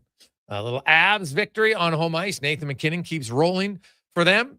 And some NBA action. So check it out with some odds boost, PlayAlberta.ca. As we get to 5 questions brought to you by The Brick, and you got 2 days left. The tent sale ends tomorrow. Get in there right now, man. You can get some unreal deals. You can get on scratch or dent items. And when they say scratch or dent, like I got a fridge, it's scratched like on the side. You don't even see it. It's unreal. You can get it up to 70% off, man. Some of the best deals of the year. Check it out at The Brick and thebrick.com. It's time for 5 questions on the Jason Gregor Show. All right, Jason, where we sit right now, if you were looking at power rankings for the Conn Smythe, how would it look 3 through 1? Well, Carolina's got to be up there because they're already through. So I would say, I'll probably go number 1 right now for me would be Taylor Hall. He's got is averaging 1.5 points per game. He's only played 8 games, got 12 points. It's been unreal. He scored huge goals, big hits. So he'd be number 1. I would say Nathan McKinnon, number 2, and 3. 3, I might have to go with Mitch Marner. I like it. I'll take number one. How Freddie Anderson, undefeated in the playoffs, 1.12. Not bad. I like that one. He's been all right. Number two, I'm going to throw in Mitch Marner leading the points and getting some big goals, and I'll have Nathan McKinnon at 3. Obviously, we'll see how the playoffs play out here. Question number 2, who do you think would be a good fit to be the next head coach of the Toronto Maple Leafs? Oh, God. I haven't really thought about it. Like, I'd like to know, like, what's the direction of the organization? I know a lot of people say, oh, you know what, analytics. Well, I don't know if I've spoken to a coach recently who doesn't think analytics can benefit them. But analytics are one element. They're not the only. You don't just sit there on the bench and be like, okay, well, the odds say that, you know what, we got to put this guy out because he's a 54% faceoff guy. Yeah, well, that means 46% of the time he loses. So, you know, that's part of it. But there's a feel factor. I guess it depends on what direction. Are they a team that thinks they're retooling? If so, they probably need more of a veteran coach. If they're a team that's going to rebuild and trade off some pieces, then I think you can probably get away with the younger coach. So I guess I can't answer because I don't know what the direction of their team is. I think the coach hire will probably tell us the direction of the team. I know that Keith Pelly said, oh, we're not trying to, you know, we're not just going to throw the season away or whatever. Okay. I don't know if that necessarily means like they don't have a first round of the next 2 years. So some would say maybe they can't, but I could say, well, you can recoup those picks or who knows. They'll probably retool. So I'll say they'll hire a coach like maybe Laviolette. Or I could see them trying to go after a guy like Carl. But if I was Carl, I wouldn't leave Denver to go to Toronto. I just wouldn't do it because I'm not certain that organization, with all the pressure that's going to be in the organization, can win. I'm with you. I mean, we got to wait and see, I guess, what direction they are going to go. I wonder if Cassidy will be someone they'll look at. I'm sure they will. I'm going to just say Jay Woodcroft. Man the bench from a hockey mad city like Edmonton, goes down to Anaheim, or is under Quenneville. They're going on a bit of a run here. Let's throw out the name Jay Woodcroft. Question 3 for you. And I'm going to bring Declan in because I was not down at Elks practice, but you both were. So I want to ask you guys, was there anyone today that stood out to you during training camp? Go ahead, Declan. Today was a little different because obviously, pads, intensity was down a little bit. But just kind of as a tail off from yesterday and a guy who still kind of brings it at 100% level, I would say Ladarius Tennyson. DB, played at some big schools in college, American guy, rookie, but I really liked what I saw from him. Yeah, he's right. It was hard today to evaluate any guys because there wasn't a lot of contact or anything. The one position that I'm watching very closely is the offensive line. And so I'm going to just say the unit of the O-line because they've got 3 new starters and O'Donnell came in late last year. So, it's 4. The center position is the only guy who's going to be a full-time guy here last year. So I'll just say the O-line overall, like even in the drills they did, they just look much more mobile and quick, and they're still big. All right. Question number 4. Give me your top 3 picks to win the PGA Championship this year. Wow. Are we going like I can just pick the ones easily? Like, I don't know. It's kind of lame if I'm picking Rory and Scheffler, but they're pretty good. So I'll say Schauffele just because I like having him in top 3. I will say Scheffler and Tommy Fleetwood. All right. Yeah, I didn't take Scheffler for the Masters, but I did take Rory. So I was happy to see him get back in there. So he's kind of like my obvious pick. But I'll go Gary Woodland, Cameron Young, Bryson DeChambeau, and my long shot, Jordan Spieth, to get back on top. Question number 5 for you today is National Nurses Day. So shout out to all the nurses out there, amazing professionals. In honor of that, Gregor, if you had to work in the medical field, what kind of job would you like to do and or would be best suited to do? Oh, man. In the medical field? Yeah. Ooh. I'm not scared of blood or anything like that. So that surgery wouldn't scare me. I don't know if I'd be good enough to do it though, right? Like I can't draw a straight line through there. I just couldn't see myself in there having to make some real perfect, like incision or anything like that. So I don't think I'd be good at that part of it. I'd probably, you know what? I would like to be the EMT to drive the ambulance super fast. I've had a few times in my life I can drive fast.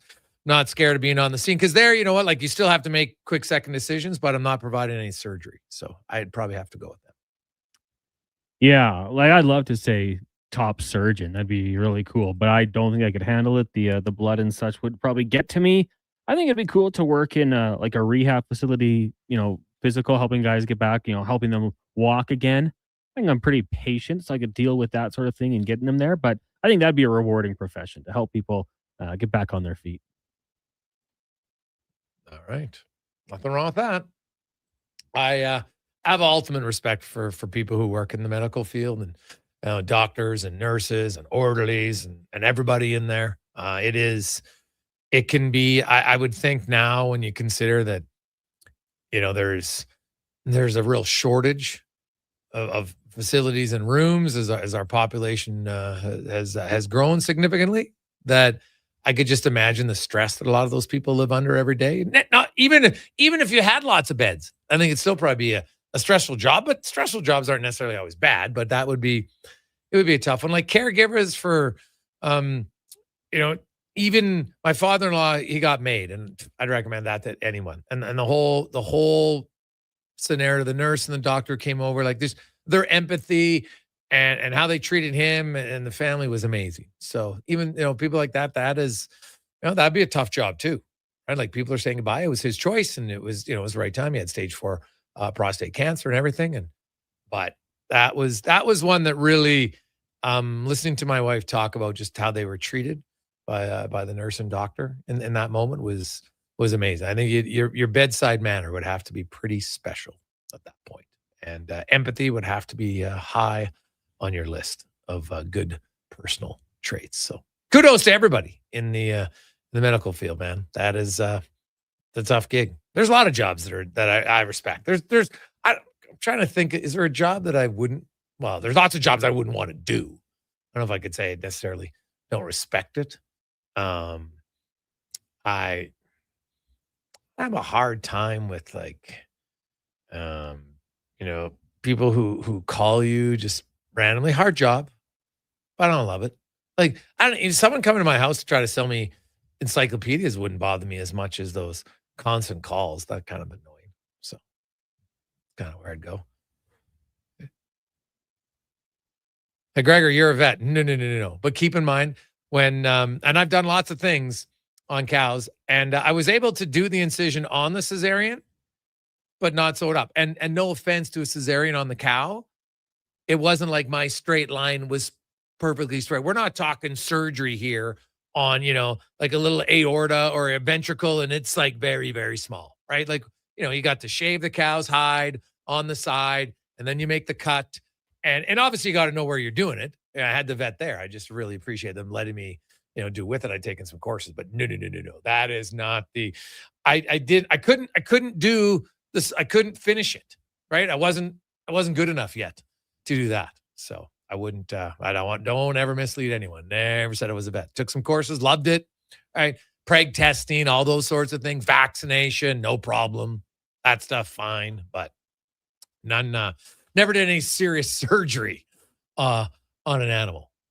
And hey, I love animals, but I think surgery on a human being would be a little bit more precise, I would think. Anyway, I don't know. You're I'm guessing when you're having a cesarean on a human being, you know what? You don't want to be kind of, the Jason Gregor. Oh, geez, that line's not straight. I couldn't do that. So, what do you think Strutty would have got into? Dude, nothing. The guy's scared of blood, man. There is no chance. You know what? We say that jokingly, and I love how he fires up people about that he's pre-med. But let's be honest. Strutty, he couldn't do it, man. He's Niles Crane. He would pass out if he sees blood. So he couldn't do anything like that. Now, where Strutty would be good at was if he could be in the welcoming committee, the person that just comes around and checks on you. Hey, is everything good? Make small talk. He would be excellent at that. But anything with surgery, I think he would be the first one to tell you. No chance. I don't think there's any chance he could perform surgery. We'll ask him next Tuesday. But I think realistically, I don't think he could do it. That's a good call by you, though. Strutty walks into the room, lightens the mood, chats you up. Your doctor will be right here. Yes. Yeah. I'll get out of here. Sure. You know, he could be a male nurse. I don't think that'd probably be any problem. He's not doing any surgery. Right? I think he'd be good with that. Give you a few laughs. Right? Have people, he would take the edge off a little bit. I'm sure some people, it can be a little stressful time right before surgery. Right? Strutty would be, he'd be the nurse in there, like, you know, he'd give you laughing gas, take one of his own just to lighten the mood. I could see it doing that for sure. So, hey, Greg's, I work in a lot of hospitals in Western Canada. You're right to appreciate the healthcare people. Unfortunately, there just isn't enough of them. They sure deal with some heavy stuff. From what I can see, keep a pretty positive attitude. They care about their patients. 100%. I don't think you can last in that if you don't care about your patients. No question. And I'm sure, you know, we could have probably a whole episode talking to to people in the in healthcare who deal with people, whether it's, you know, you deal with seniors who you lose, or infants who you lose, or anybody, right, comes in with some serious accidents and you think they're maybe on the road to recovery and something goes wrong. Like, that would be very, very difficult to deal with. No question. Take a break. When we come back, Mark Spector. Now, the end of the day is not here yet. We'll see, though. Will Spec's prediction come to fruition? Hey, like I said yesterday, I thought this is, unfortunately for the Edmonton Oilers and Knobloch, this is not something you can walk back now. Like, the old the horse is out of the barn. Can't really pull it back in now. Away they go. So they will just have to hope that they can get their permission, speak to Cassidy, and move forward. If that's obviously one of the guys that they would like. But when they do announce a firing of Chris Knobloch, at that point, you know, do a good search. You can benefit for your organization at that point. Let's get to the Con Man and a Sports 1440 update brought to you by Northgate Chevrolet Buick GMC. And the wait is over. For all of you, 0% financing on heavy duty trucks right now. And just for all half tons, 0% off financing right now at northgategm.com. The Sports 1440 update. Oilers coaching update. Chris Knobloch has not yet been fired by the organization, but Mark Spector of Sportsnet reporting that he's expecting it to happen, likely by day's end. The Las Vegas Golden Knights, Braden McNabb was suspended 1 game for interference against Anaheim's Ryan Poehling last night. Meanwhile, the Maple Leafs earlier today firing head coach Craig Berube after 2 years and missing the playoffs last season. On the ice tonight, got the Wild and Avalanche from Denver. Puck drop just after 6. Colorado leads that series 3-1 in the association from Detroit. It's Pistons in Cleveland. That series tied at 2 games apiece. And in the majors, Blue Jays are in action once again, trying to take down the Rays. First pitch, 5:07. We'll join that one in progress here on Sports 1440 AM feed only. Couple games underway right now. Reds lead the Nationals 1-0 in the bottom of the first, and heading into the second, Phillies and Red Sox are scoreless. Later tonight, Milwaukee hosting San Diego. The Diamondbacks take on the Rangers. Astros host the Mariners, while the Giants up against the Dodgers. Earlier today was the Orioles over the Yankees 7-0, and the Angels fall to Cleveland 4-2. PWHL announcing 2 new franchises today. Hamilton and Las Vegas will join the league next season, joining Detroit. 1 more franchise expected to be announced to bring the league total to 12 teams. Coming up in Hour 4 of the Jason Gregor Show, we'll be joined by Mark Spector of Rogers Sportsnet. We'll hear Cam Tate's 2-minute warning and get to the stats of the day. I'm Connor Halley. This has been a Sports 1440 update. Sports 1440 in West Edmonton Mall and Wetaskiwin. CKJR is a Stingray radio station. Download the free Radio Player app and listen wherever you go.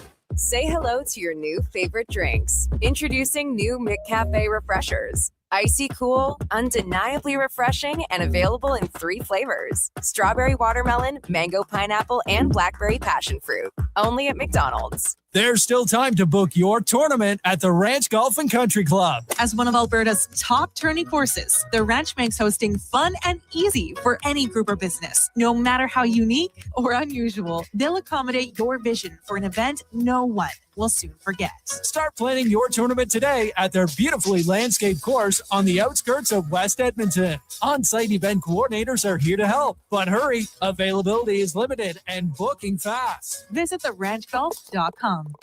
The tents are up and the deals are out. The Brick's biggest sale of the season is on now. Take up to 60% off clearance items in the tents. Sofas start at $3.99 and save up to 50% on select mattresses. Get a sofa, coffee table, mattress, bed frame, and dining set, all for less than $1,500. Only at the Brick's tent sale. See in store for details and exclusions. The Brick, saving you more.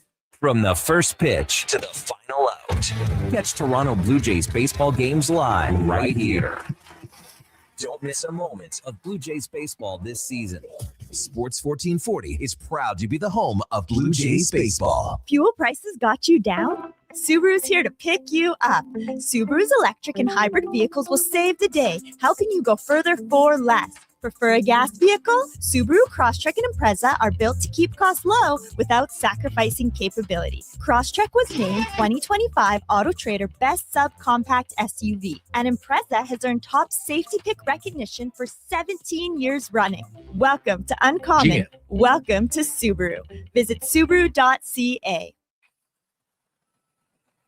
Bashaw Concrete Products. From concrete and septic tanks to blocks, precast water pads, Jersey barriers and aggregates. Farmers, contractors, homeowners. Plan your next project at BashawConcrete.com. Family owned, over 60 years pouring. Bashaw Concrete Products. Once again, start here. BashawConcrete.com.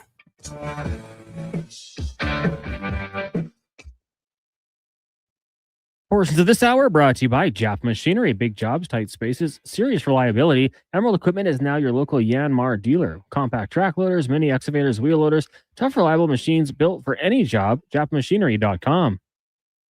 The Jason Gregor Show, the best of Edmonton sports talk and beyond. This is Sports 1440. Presented by PlayAlberta.ca, Alberta's only regulated online gambling website.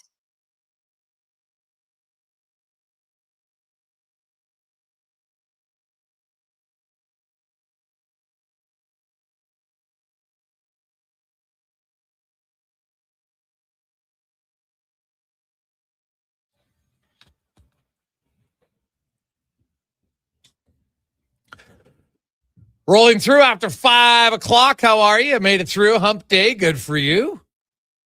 Now you got 2 days and then it's a long weekend. Man, who doesn't love a long weekend? Hopefully you get a long weekend. Some of you have to work, so kudos to you who have to work. But for the majority of people who get it off, enjoy the time. Enjoy the extra day off. It is always welcome.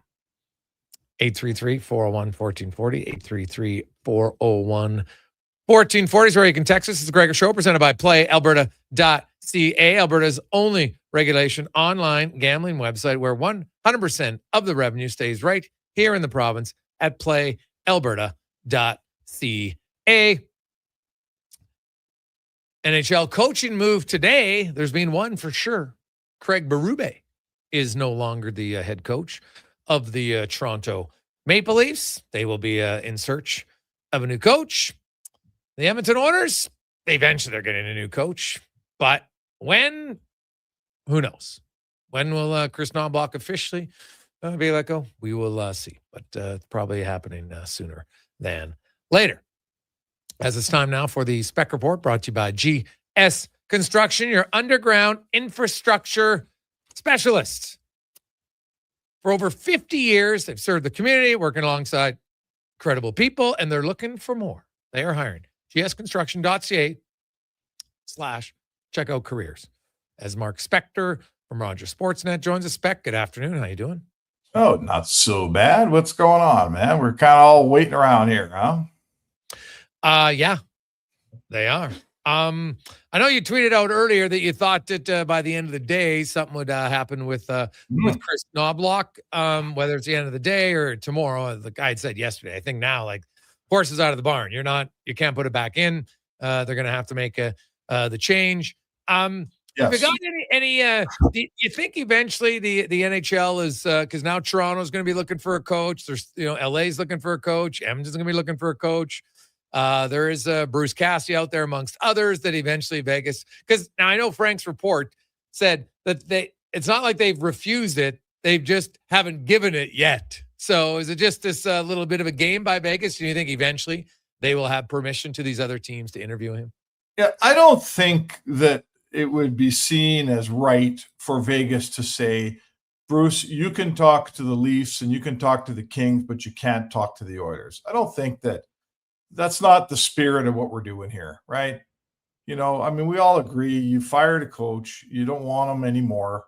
He does have a right to go out and seek employment elsewhere. It's really not Vegas's, George McPhee or Kelly McCrimmon's right to direct the future of Bruce Cassidy's coaching career. I don't think anyone thinks that, that's fair. I think that the doors got to open up, and Bruce, like any coach, should get to go and work wherever he wants to work, apply wherever he wants to apply. I should say interview anywhere he wants to interview. This feeling that Vegas gets to control his future, after they fired him. Do you think that makes any sense whatsoever, or would stand up to any legal challenge? I think not. Yeah, I don't see how, unless there was something wording in his contract, right? That said you can't. And I don't know if a coach would ever sign that says, hey, you know what? If we do fire you, you can't coach for a competitor in our division for a year or something. I don't know. I guess if that was in the fine print, that's the only thing I can think of, right? Because that's fair. But I've never heard of that before. Me neither. I've never heard of that. Generally speaking, it's like a standard player's contract. There is a standard coach's contract as well. And anyway, listen, I'm just saying to you, if for some reason the Vegas Golden Knights could choose which teams Bruce Cassidy could talk to and which teams he could not, that would be the first time that I've ever heard of it in National Hockey League history. I don't know about you. Yeah, I can't think of one, so I would be in agreement with that. So, do you think is it Cassie or bust at this point for the Oilers then? I hope not. No, I hope not. I hope that, when you hire in season, there's not as many guys to talk to usually because everybody's working. So you generally don't get a chance to do a lot of interviews. When you hire out of season like this, yes, your luxury is you get to get some opinions, now, for instance, there's two veteran guys out there in Laviolette and Cassidy. And I would hope you'd take the time to interview both those guys just to, they're both smart guys. They both coached for a long time. You should learn something from both of them. Don't you think? I've always said it, man. I'd interview lots of different, even if you think Cassie's your number one guy, great. But glean as much information as you can from other candidates. No question in my mind. I'd be considered looking at that for sure. Maybe it's Carl in Denver. Who knows if he even wants to do it, right? Craig Berube, Peter Laviolette. There's lots of other coaches that, some other young coaches that are doing really good work in the American League as well. No, the Oilers don't. They've gone to two young coaches in their last two hires. Jay Woodcroft and Chris Knobloch. It was their first NHL head coaching gigs. This team needs one of the aforementioned. They need a veteran guy that could come in and run this dressing room and run this team. I don't believe for a minute they're going to hire a first-time guy. I'm not saying Carl's not going to be a great coach for a long time. Maybe he will be, or some guy out of the AHL, but I don't see that here. No. Do you? I'd be surprised, right? I would think the last two coaches hired in Edmonton were coaches who weren't NHL coaches before. I'd be stunned if the next head coach in Edmonton wasn't a coach with previous NHL experience. Not that guarantees you more success, because as I've outlined, when I look at the three longest, the 5 longest serving NHL head coaches, none of them had previous NHL experience. So you don't have to have it to have success. Yeah. But I think for this group now, the pressure is immense in Edmonton, and some of it I think the Oilers, and I've talked about this with Vancouver. I think Vancouver had a lot of dysfunction internally. I think Edmonton slowly is veering in that direction, and they gotta pull the reins back on that. Yep. And they need to turn the temperature down on their internal pressure. Of course you want to win, but wanting to win more isn't healthy and likely isn't as productive. Like, have a plan, be prepared, be calm about it, and don't overreact. Absolutely. And what you need is a coach that has a very strong and a plan that obviously, you trust and that should work. And you need players that get out of his way and let the plan work. Right. This, you can't have mid-game superstar players looking over their shoulder like, get me out there, when the coach's plan is to play certain guys certain minutes. Let him execute his plan. You can't have pressure from within the team to say, I need more shifts, or this young player that you've put in the top 6 and you want to put him in there for, let's say you want to give a young guy a 3-week run, like, I don't know, let's say a Savoy or a Howard, 2 games, 3 games, 4 games in. You can't have the rest of some players quitting on that, saying, oh, it's not working. Yeah. It's not how, the coach coaches and the players play. And I think this team needs a solid dose of that. Yes, I think that you need more people, whatever their lane is, stay in their lane. Mm-hmm. Right? At any job, anybody listening out there knows, heck, in any relationship, if you got somebody who's a micromanager or tries to step out of their lane, it just causes more problems, right? Yep. Players should play. Players aren't scouts. Players aren't evaluators. It's not their job, right? You could, sure, if you want to ask an opinion on it, but I can tell you right now that the players' opinion, they've been wrong before. Some of them didn't think Broberg was going to be a guy in their own room. Yep. So if you want to just blindly believe all your players that they're going to be the evaluators of your team, that's going to be a problem. Yeah, no. Like, I think you make the point. Everyone's good at what they do. Hire good people and get out of their way. Let a guy hire a good coach and let him coach. The GM shouldn't be telling the coach who to ice. The president shouldn't be telling the GM who to trade for, and the owner shouldn't be telling everybody what to do every minute of the day. And we've seen all different situations in different cities. We all heard the story about Rick Tocchet getting a text or a phone call from their owner back in Vancouver asking him who's playing tonight and who should be playing. And that's just dysfunctional, right? You can't operate that way. So, and I'm not saying that's going on in Edmonton. I'm not saying that. But there is an element, if it's hard enough, Jay, it's hard enough to win when everybody's pulling in the same direction, right? It's still really hard to win. The minute you get some guys maybe that aren't pulling in the same direction or trying to pull for you, maybe it gets impossible to win. Yeah, Mark Spector joins us from Rogers Sportsnet. What'd you make of the McNabb hit last night? It's, you know what?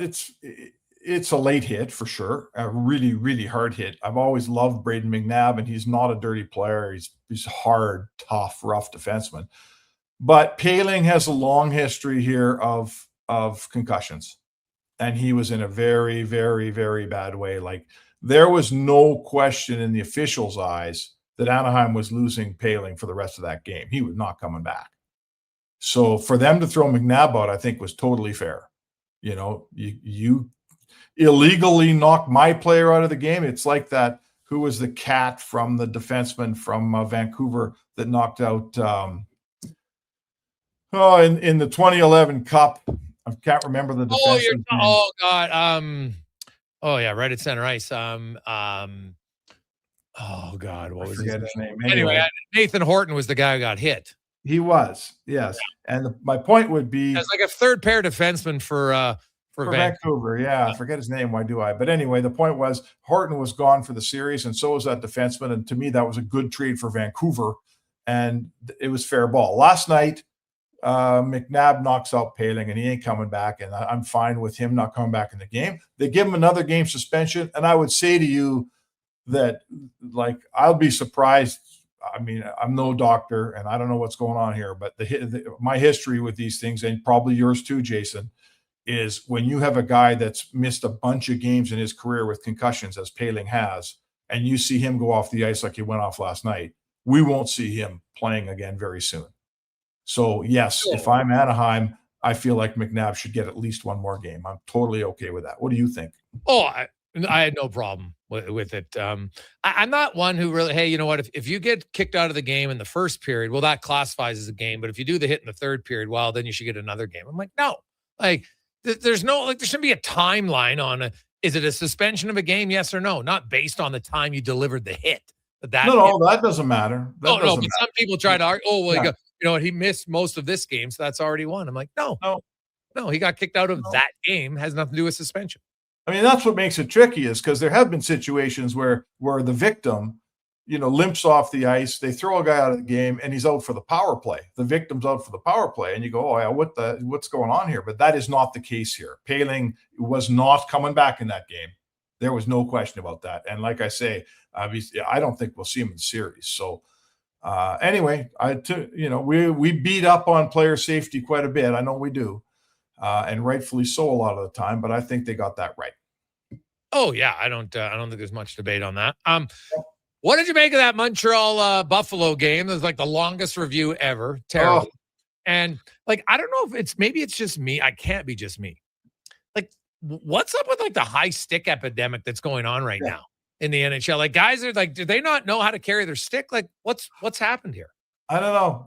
It has become an epidemic. It really has. There's so many guys just throw their sticks around with zero regard for other guys' teeth and face. Like, I don't know. I don't get it. I always grew up in an era where, like I never, obviously, I'm not trying to say I played at that level. I never did. But you made sure you didn't take a guy's eye out when you played hockey or his teeth. No one wants to go home and straight to the dentist chair. So I don't know. It doesn't seem like these guys could care less. Maybe it's just how fast the game's happening now, Jay. Maybe it's just the increased speed of the game, that things are going on that didn't used to happen because the game used to be slower. That's all I can think of. But I would like to see, this goes along with respect for your fellow player, right? To me, it does. And less respect for your fellow player, more and more high sticks in the face. Like, it's crazy how many there are. And we ask referees and officials to catch every one of them. Oh my God, it happens so fast. Now you get some guys faking it. Like, it's a tough one to be an official. Yeah, the faking's brutal. It was Aaron Rome from Aaron Rome. Thank you, Aaron Rome. As well as Jordan. Nathan Horton. Yeah, and Tura and a few others mentioned it. It was a headshot. Oh God, no. That was a blatant one. There's not much debate about it. That Buffalo game though, they got the long delay. I didn't love it. Like, to me, I was like, why is the first one taking so long? It was clear the puck was in the net. I thought that was very simple. And then the gloved one, the one in his glove. Yeah, it was clearly his glove was in the net. That should have been a look at it once. Okay, good. I saw it in real time. Like, that's a goal. What are we waiting on? Well, and then, no, I don't think well. It's like, don't overthink. It was clearly in. Like, if idiots like us can see it at home, like, it's clearly in the net. The glove's behind the blade. What are we waiting 5 minutes for? Like, that makes no sense to me. And then you turn into review it again. Like, there's got to be a better way to be like, let's review this and look at everything else at the same time. So if the other team challenges, we can say, yes, we've already looked at that. Yes, it's a goalie interference. No, it's not goalie interference. Move on. But a 12-minute delay, it's just not good. No, I agree. And I think that we have to be able to get to some type of, tennis has its, like, I'm just talking about puck crossing the line now. I'm not talking about goalie interference. I don't think there's any technology for that. But for puck over line, I think we need to get to where tennis is at or baseball is at, where like tennis has that Hawkeye technology. And when a player says, I challenge that call, it comes up on the scoreboard. Everybody accepts whatever Hawkeye says. And same now with the strike zone in Major League Baseball, right? It's working great.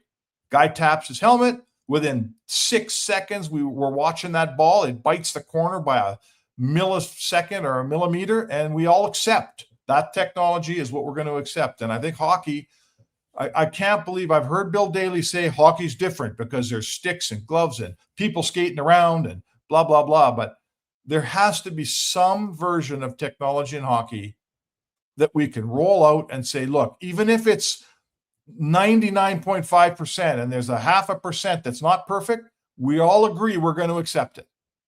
We're all in hockey. We're going to say we're going to accept this technology. It's going to take 30 seconds to see if it was puck over line, and that's what we're going to do. That Jari one that, slept between his legs in Anaheim, that was, we all said, yeah, it looks like it was in, but you never did see the puck in, and it just left too much doubt and left a sour taste in a lot of people's mouths. There's got to be a technical way around this, doesn't there, Jay? I mean, come on.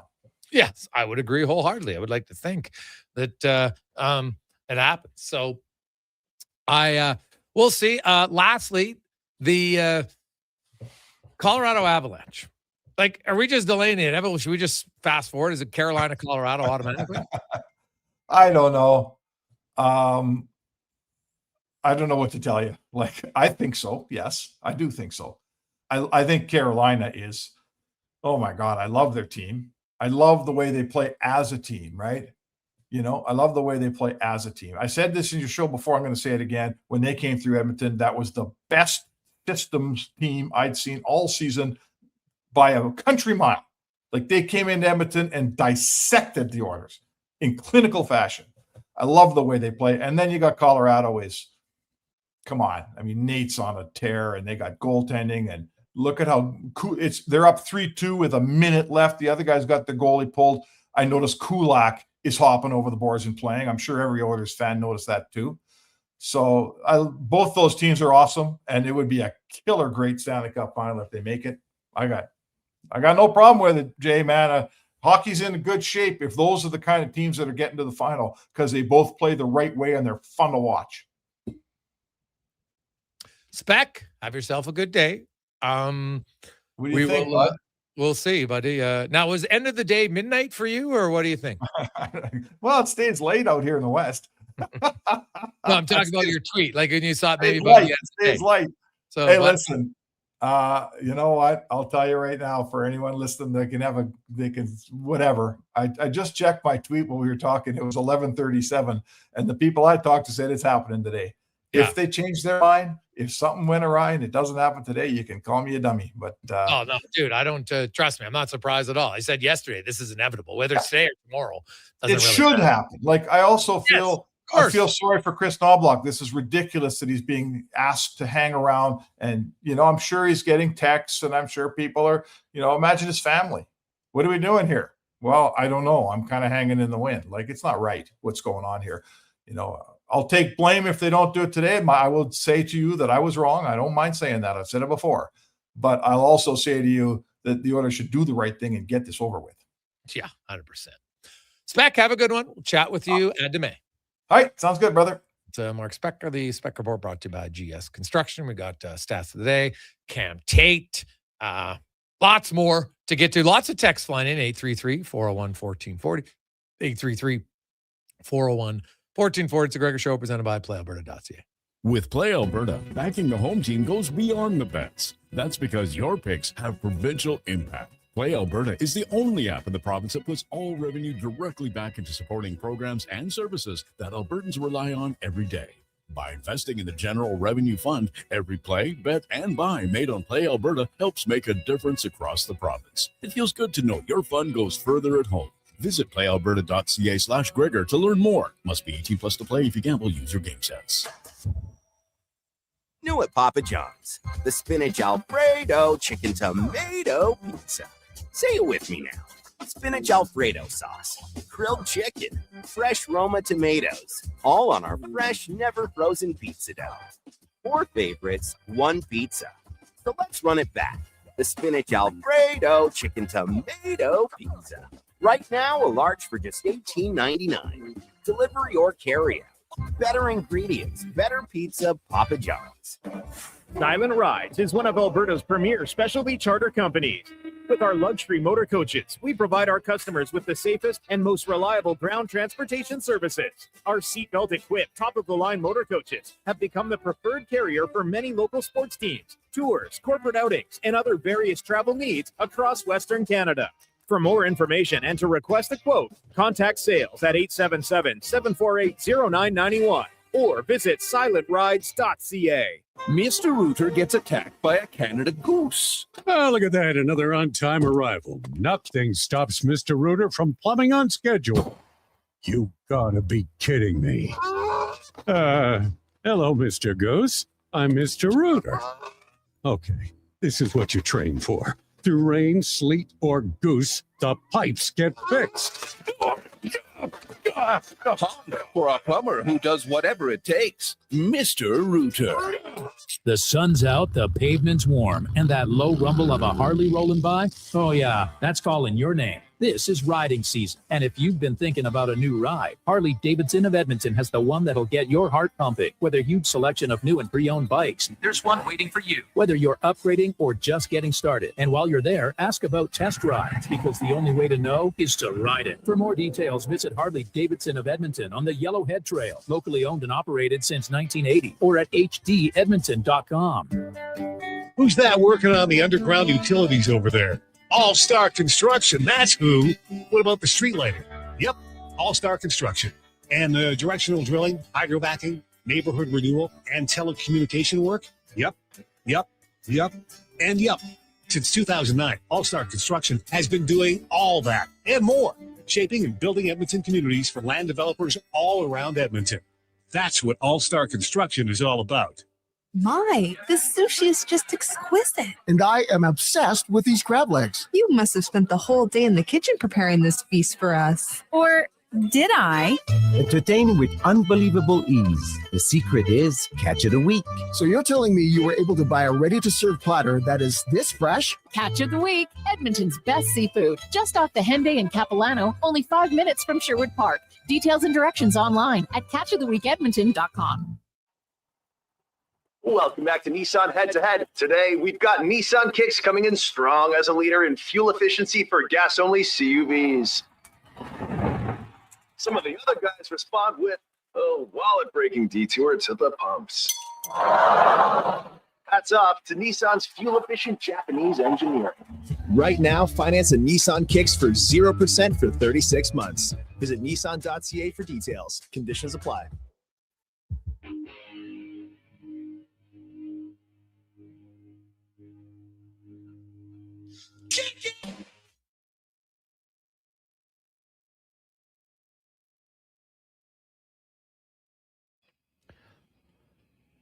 Portions of this hour brought to you by Mortgages to Go. Need cash and have equity in your home? Mortgages to Go has you covered. When the bank says no, they say yes. They've been doing it in Alberta for over 23 years. Call 1-888-888-5998 or visit mortgagestogo.ca. The Jason Gregor Show, the best of Edmonton sports talk and beyond. This is Sports 1440. Presented by PlayAlberta.ca, Alberta's only regulated online gambling website.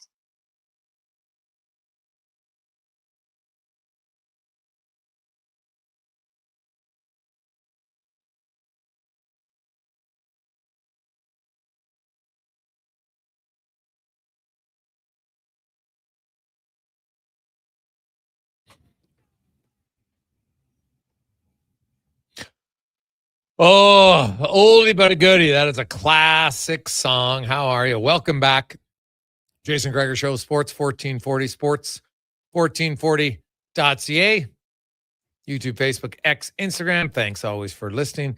Thanks for watching the program. It's brought to you by PlayAlberta.ca, Alberta's only regulated online gambling website where 100% of the revenue stays right here in the province at PlayAlberta.ca. And if you missed it, actually, no, we'll get to it in a second in our stats of the day, which are always brought to you by All-Star Construction. We'll get to that in a second. We got a few texts flying in 833-401-1440, 833-401-1440. Hey, Greg's, when they finally announced the firing of Knobloch, how long before you think they hire a new coach? Wow. I don't think they're going to rush into it. I think they're going to have to interview coaches, right? I would hope you wouldn't just interview one. I guess they could, and they're not. So it's impossible for me to give an accurate timeline because obviously they want to speak to Bruce Cassidy, and I think that the NHL will make that happen at some point. Vegas might have to be have their arm twisted a little bit to make it happen. But I think eventually that'll happen. So, in the meantime, you can interview other coaches, and I'm sure now they're going to be looking to find out, Peter Laviolette, Craig Berube. I think Carl, young coach in Denver, Colorado at NCAA. Like, he is considered a really good coach. Now, he has a fantastic situation, but make no mistake, the minute Chris Knobloch is officially let go by the Edmonton Oilers, I would not be surprised if Stan Bowman's phone starts lighting up from people interested and wanting to interview for that job. It's going to be one of the most sought after jobs available. You get the chance to coach McDavid. You get the chance to coach Draisaitl. You're inheriting a team that has lots of good players. They underachieved this year. Make no mistake. That who wouldn't want the opportunity? Because when you take a coaching job, you want to feel like, hey, I think this team has a chance to win.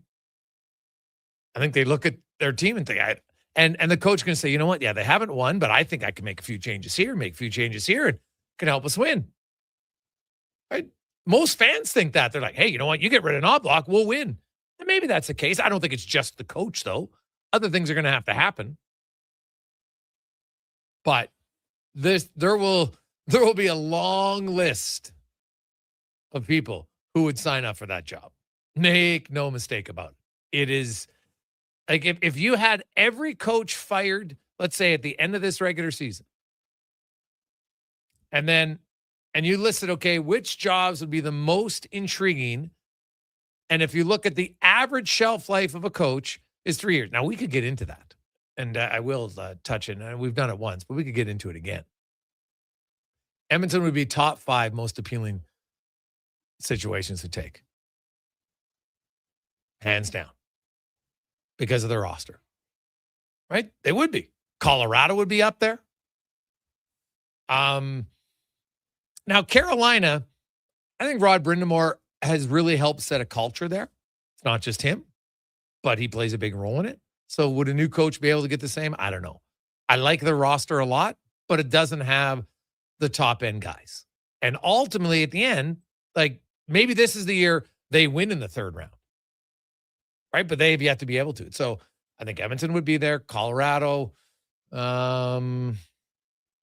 Who else would be top 5 rosters right now today? Well, that's a good question. Now that I threw it out there, I would. I think Minnesota would be close.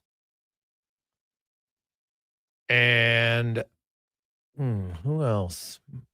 Montreal, I think, would be up there. When you look at the age and you look at the contract situation, that's the other thing for the Oilers is like they don't have anybody coming that's going to get a huge raise.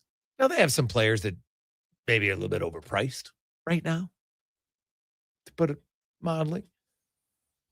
Yeah, so I think those would be the ones. Yeah, Edmonton, regardless of whether there's 3 openings or 32 openings, it'd be one that a lot of coaches would be, hey, that would be first on my list. And you throw in the fact, and Bruce Cassidy said it, and he's 100% right. The allure and the challenge and the opportunity to be the head coach to help bring the Stanley Cup to a Canadian franchise would be massive. Right? You'd want to do it. And you'd want to be the coach. If you win a cup on Connor McDavid's team and he finally wins a cup, and we know there's lots of pressure and we win the cup, you'll always be remembered because of it. So, yeah. It would be a very good opportunity. Now, hey, Greg, you said the shelf life is 3 years. Here's the thing, though. That's what historically has been, but that doesn't make it right.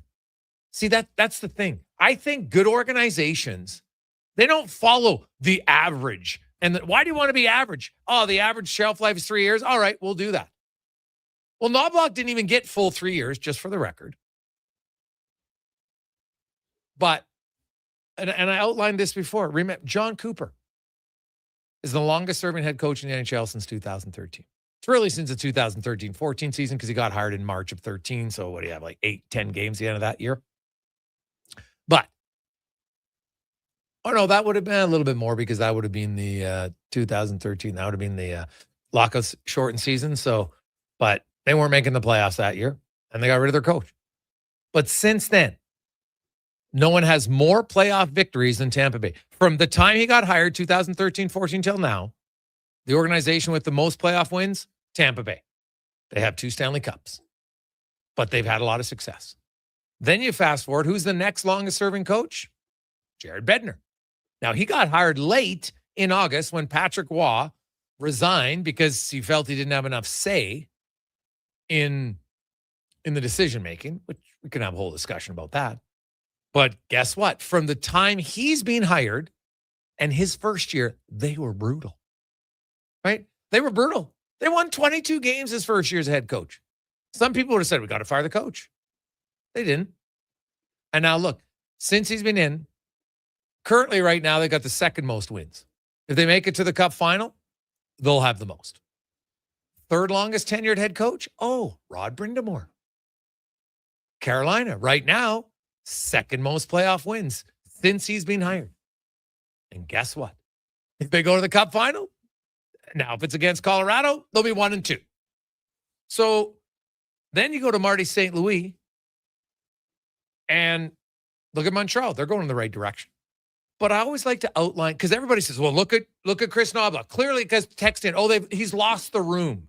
What is like that gets thrown around all the time. He's lost the room. Based on what? Because they lost in the first round? Okay. After being in the Cup? Well, let's look at John Cooper's coaching. First year, losing the first round. Okay. Made the playoffs. Good. Second year, all the way to the Cup final, lose. Pretty successful year. Third season, well, now we lost in the conference final. Pretty good, but a little bit of a step back. What happened in year 4? Oh, missed the playoffs. No one said he lost the room. Well, actually, people did. I Googled it. Geez, you got to get rid of the coach because it's the easy thing to do when you're frustrated. But they didn't do it.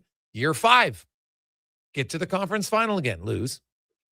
Year 6, greatest regular season record in the NHL history to that point. Most wins, 62. Boston beat it a few years later. Didn't even win a playoff game. So that's 6 years, losing the first round twice, don't make the playoffs one time. How many other organizations would have fired him right then? We just had the greatest regular season. We didn't even win a playoff game.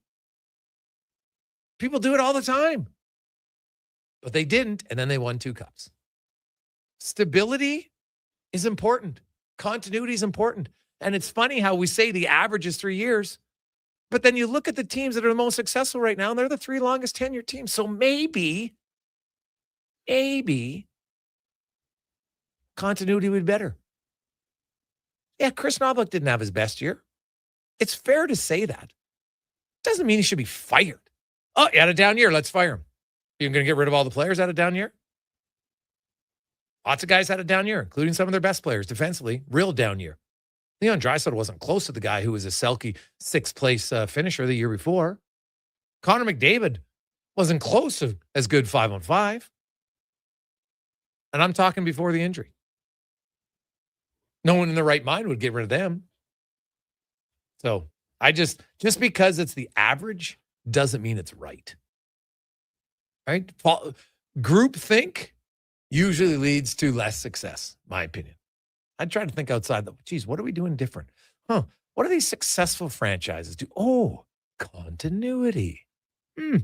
Maybe something to think about. That's how I get. Now, let's get to our stats of the day, brought to you by All-Star Construction, founded in 2009. Not only have they become great in the industry they work at, but they also give back tons of community, huge on supporting cancer research and more. That is All-Star Construction. And some stats of the day today, if you missed it, young Matthew Schaefer. Now, the votes haven't come out, but this is going to be close to a unanimous decision, is it not? But Matthew Schaefer, this was the easiest vote of the year for any of the player awards. No question in my mind. That was a no-brainer. As young Schaefer comes in, he ties an NHL record for most goals in a season by a rookie defender with 23, tied Brian Leetch, who had 23 back in 1989. He had 8 power play goals. He had 15 at even strength, 4 game-winning goals, which is 3 more than what Brian Leach had. So would that have been a tie? I'm kidding, but he did have more even-strength goals. And just a solid season for Schaefer, who finished with 59 points, which is 11th most all-time for rookie defenders in points. His 41 even-strength points are the most ever by a rookie defender. Like, he had an unbelievable season. So kudos to him. We mentioned the stats yesterday. It's now 20 games, no home runs for Vladdy Guerrero. Only 2 extra base hits in 20 games, one of the worst droughts. And did you notice last night, Cons? We talked about it yesterday. The big dumper, Cal Raleigh, his streak ended. He got a hit yesterday. He got it up to 0 for 38 and then finally ended it. Got a hit. That was obviously the longest drought of his career, the second longest drought of any player. He went into that game with the second worst batting average in all of Major League Baseball amongst qualified hitters. So that ends last night for him. Other news to look at, if you're looking at games in the playoffs tonight, talk about complete Jekyll or Hyde. At home, perfect. Can't beat them. On the road, might as well not even show up. That's the Cleveland Cavaliers. 6-0 at home, 0-5 on the road. They're on the road tonight, Connor Howling. So if you're thinking that they could end it, well, good for you. Also, LeBron James's season ended with the Lakers getting swept by the Thunder. The guy's had an unbelievable career. There's no one stat that I think defines his career. Like, he's elite of elite. There's no doubt about that. I think he's top 2, top 3 players of all time. I still put Michael Jordan ahead of him because Michael Jordan won more. Michael Jordan was a killer. Michael Jordan was also Defensive Player of the Year multiple times. But LeBron James, longevity, everything. So, Cons, today, just for fun and numbers, is he a Laker next year or is he playing a different team? I'm going to say Laker next year. It's going to go back to LA. Hang around with Luka. Give it another run. Yeah. Another year in Los Angeles. All right. What do you think? I don't know. I have a sneaking suspicion that he might go elsewhere. I don't know. I wonder if the Lakers like, well, we got to make this Luka's team. You always hear that. I'm not saying it's right or not, but I think there'd be a lot of teams that would look and say, hey, like, he doesn't necessarily have to be that. Like, if he's your number 2 or your number 3, like, I got a really good team. So I think he'd like to win again. And I don't know if he thinks he can win there. So I wonder if that play. So I'm going to say no. I'm going to take the field, which is easy, but I'll take the field that he's elsewhere next year. We'll come back with Cam Tate on the Gregor Show, presented by PlayAlberta.ca. New at Papa John's, the spinach Alfredo chicken tomato pizza. Say it with me now. Spinach Alfredo sauce, grilled chicken, fresh Roma tomatoes, all on our fresh, never frozen pizza dough. 4 favorites, 1 pizza. So let's run it back. The spinach Alfredo chicken tomato pizza. Right now, a large for just $18.99. Delivery or carry-out. Better ingredients, better pizza, Papa John's. Legacy Heating and Cooling jingle auditions, take 1 for Gene Principe. Hey, thanks for being on time. I'm always punctual. Now, how about some cool beats while I drop the heat? Ready when you are. Tall legacy, tall legacy. Nice. Boom! I'm a musical genius. Legacy's going to love this for AC season. What's not to love with no interest and no Principe payments for 1 year? Are you always like this? Yep. Unlike Legacy, I never know when to cool it. Legacy Heating and Cooling. Hear that? That's your entry calling. Go Auto is sending you to the biggest football event in the world, live in Vancouver, with tickets, flights, and a hotel stay for 2. To enter the contest, just text GAME to 780-777-7777. That's GAME to 780 all 7s. Go Auto, get in the game. The tents are up and the deals are out. The Brick's biggest sale of the season is on now. Pick up to 6% off clearance items in the tents. Sofas start at $399. and save up to 50% on select mattresses. Get a sofa, coffee table, mattress, bed frame, and dining set, all for less than $1,500. Only at the Brick's 10 cent. See you in store for details and exclusions. The Brick, saving you more. Summer, it's coming. An unstoppable force that will turn your home into the Sweatbox. Don't live in a summer blockbuster. Pro Solutions is your one-call solves-it-all expert for AC repairs, tune-ups, and new installations. With fast appointments and flexible financing, we'll make sure your home story has a comfortable ending. AC season is coming soon, so book today. Lock in pre-season pricing today. Visit prosolutionsinc.ca to schedule your service today. Debt can take over your life. The stress, the constant worry, it can feel like you're drowning. When people come to see me, they're often anxious and feeling hopeless. But when I explain how I can help them get out of debt, those feelings melt away. I'm Parveen Middleton, licensed insolvency trustee at BDO here in Edmonton. I will create a personalized debt relief plan so you can move forward with confidence. Call 1-833-BDO-TALK or visit bdodebt.ca to discover your debt-free future. Since the 1930s, the Dorchester name has been synonymous with chuck wagon racing in Alberta. And now, it's just as well known for golf. Dorchester Ranch Golf Course is open for the season. A challenging 18-hole course nestled in the rolling coulees of central Alberta. Stunning views, reasonably priced, and only 40 minutes from Edmonton on newly paved roads. Play the course built with pioneer spirit and family pride. Dorchester Ranch Golf Course. Book your tee time today at dorchestergolf.ca.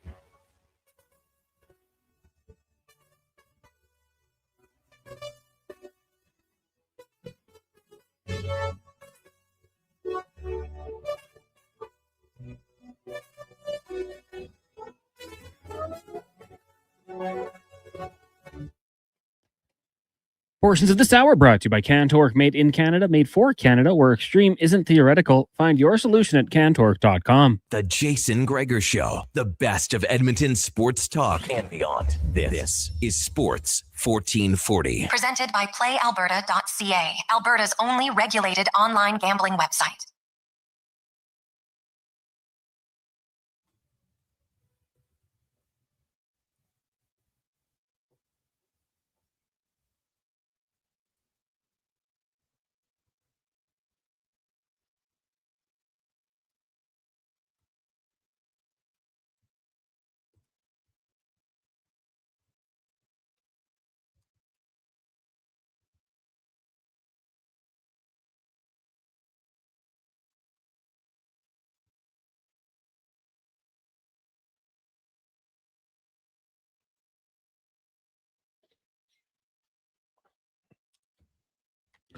.548.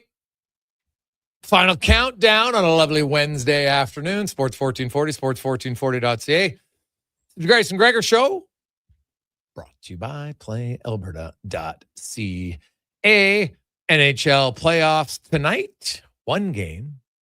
Colorado and Minnesota puck drop coming up in about 20 minutes time. We'll also have the Blue Jays in the first pitch just a few minutes ago. They are taking on Tampa Bay. Dylan Cease on the mound. And, man, they're flying through that game. So you can listen to it right here when we get off the show. So there you go. Let's get to a 2-minute warning with Cam Tate, brought to you by Legacy Heating and Cooling. Home of the no payments, no interest for 1 year on your AC unit or your furnace at PlayAlberta.ca.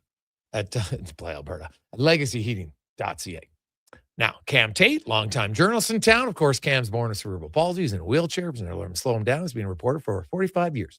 He's always wanted to be in radio. Now, through the wonders of technology, his words come to life in the 2-minute warning. I do not want to write this. I don't want to waste another thought on it. I want this story to go away. Get out of here. But when a good man is wrong, done by, and disrespected in such classless and unprofessional manner, I need to speak up and say this is wrong on so many levels. You and I, we will never, ever have this conversation again. Never. If I told you even last week there would be a death watch, let that word sink in. A death watch on Chris Knobloch. You would have suggested I was nuts, out of my mind, bonkers, and so much more. A death watch. Knobloch, is he sick? No. Was he in a bad crash? Nope. Physically or mentally, he's fine. But his tenure as Edmonton Oilers head coach at this hour appears to be on life support. Did you hear the one and only Connor Halley? Top of the hour? Sports Update, one of his lead stories, stemming from a Mark Spetcore tweet, Knobloch will be fired by day's end? What's that all about? Are the Edmonton Oilers so concerned Knobloch? Putting in one more day's work, they will wait till 5 p.m. That's the deal. Stop. Please, just stop. I am compelled to reel you, in case you've been in seclusion for the past few days. Knobloch? He ain't fired. Nope.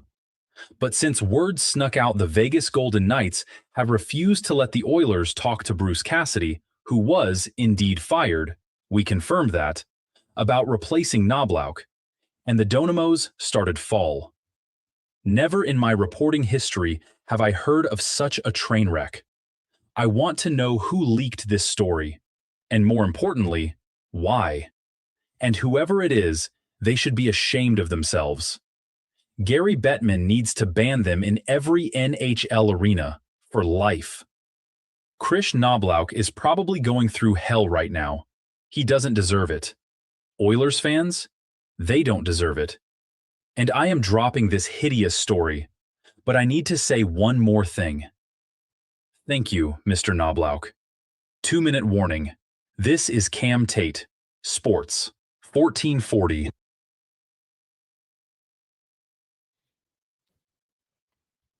The Oilers still have yet to fire Chris Knobloch, but it will happen. It's inevitable. This is not something you're walking back from. It's just how it goes. I did want to point out one thing beforehand. As I've said, I don't think people can understand that two things can happen simultaneously. If the Oilers wanted to fire Chris Knobloch, no problem. They could have fired the coach. Coaches get fired all the time. But there's ways to go about it that are professional. And this wasn't. And stop saying, well, it happens all the time. Go read the article. I did all the research. Others can say that it happens all the time. I have the data in the info that says it doesn't. Because I look at it. It doesn't. Okay? Lots of teams, when they fired their coach here out of the 32 teams, even during the season, they just hired an interim coach who was an assistant coach or their AHL head coach and just promoted him. They didn't do a search. They didn't reach out to anyone else. They just said, we're firing our coach. We make our decision, and we'll move on and hire the new guy in the offseason.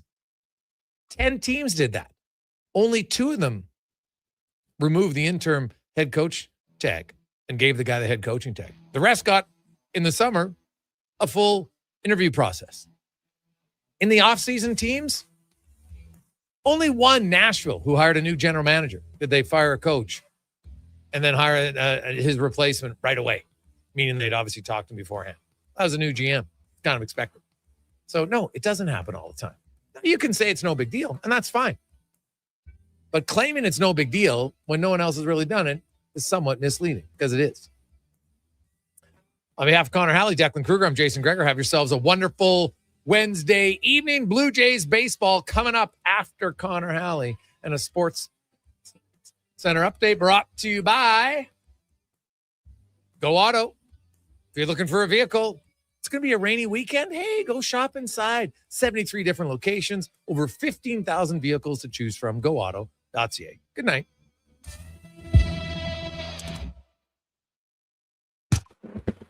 This is a Sports 1440 update. Oilers coaching update. Chris Knobloch still not yet fired by the organization. Mark Spector reported that it is expected to happen likely by day's end. Vegas Golden Knight Braden McNabb has been suspended for 1 game for interference against Anaheim's Ryan Poehling last night. On the ice tonight, just the 1 game, Wild and Avalanche from Denver. Puck drop coming up in about 10 minutes' time. Colorado leading that series 3-1. In the association, you got the Cavs and the Pistons from Detroit. That series tied at 2 games apiece. It'll get going shortly. And right now, Toronto Blue Jays and Tampa Bay Rays scoreless in the bottom of the 4th. We'll join that game in progress immediately following the upcoming commercial break. Elsewhere on the majors, Red Sox and Phillies tied at 1. Nationals and Reds tied at 5, while the Pirates beat the Rockies 3-0.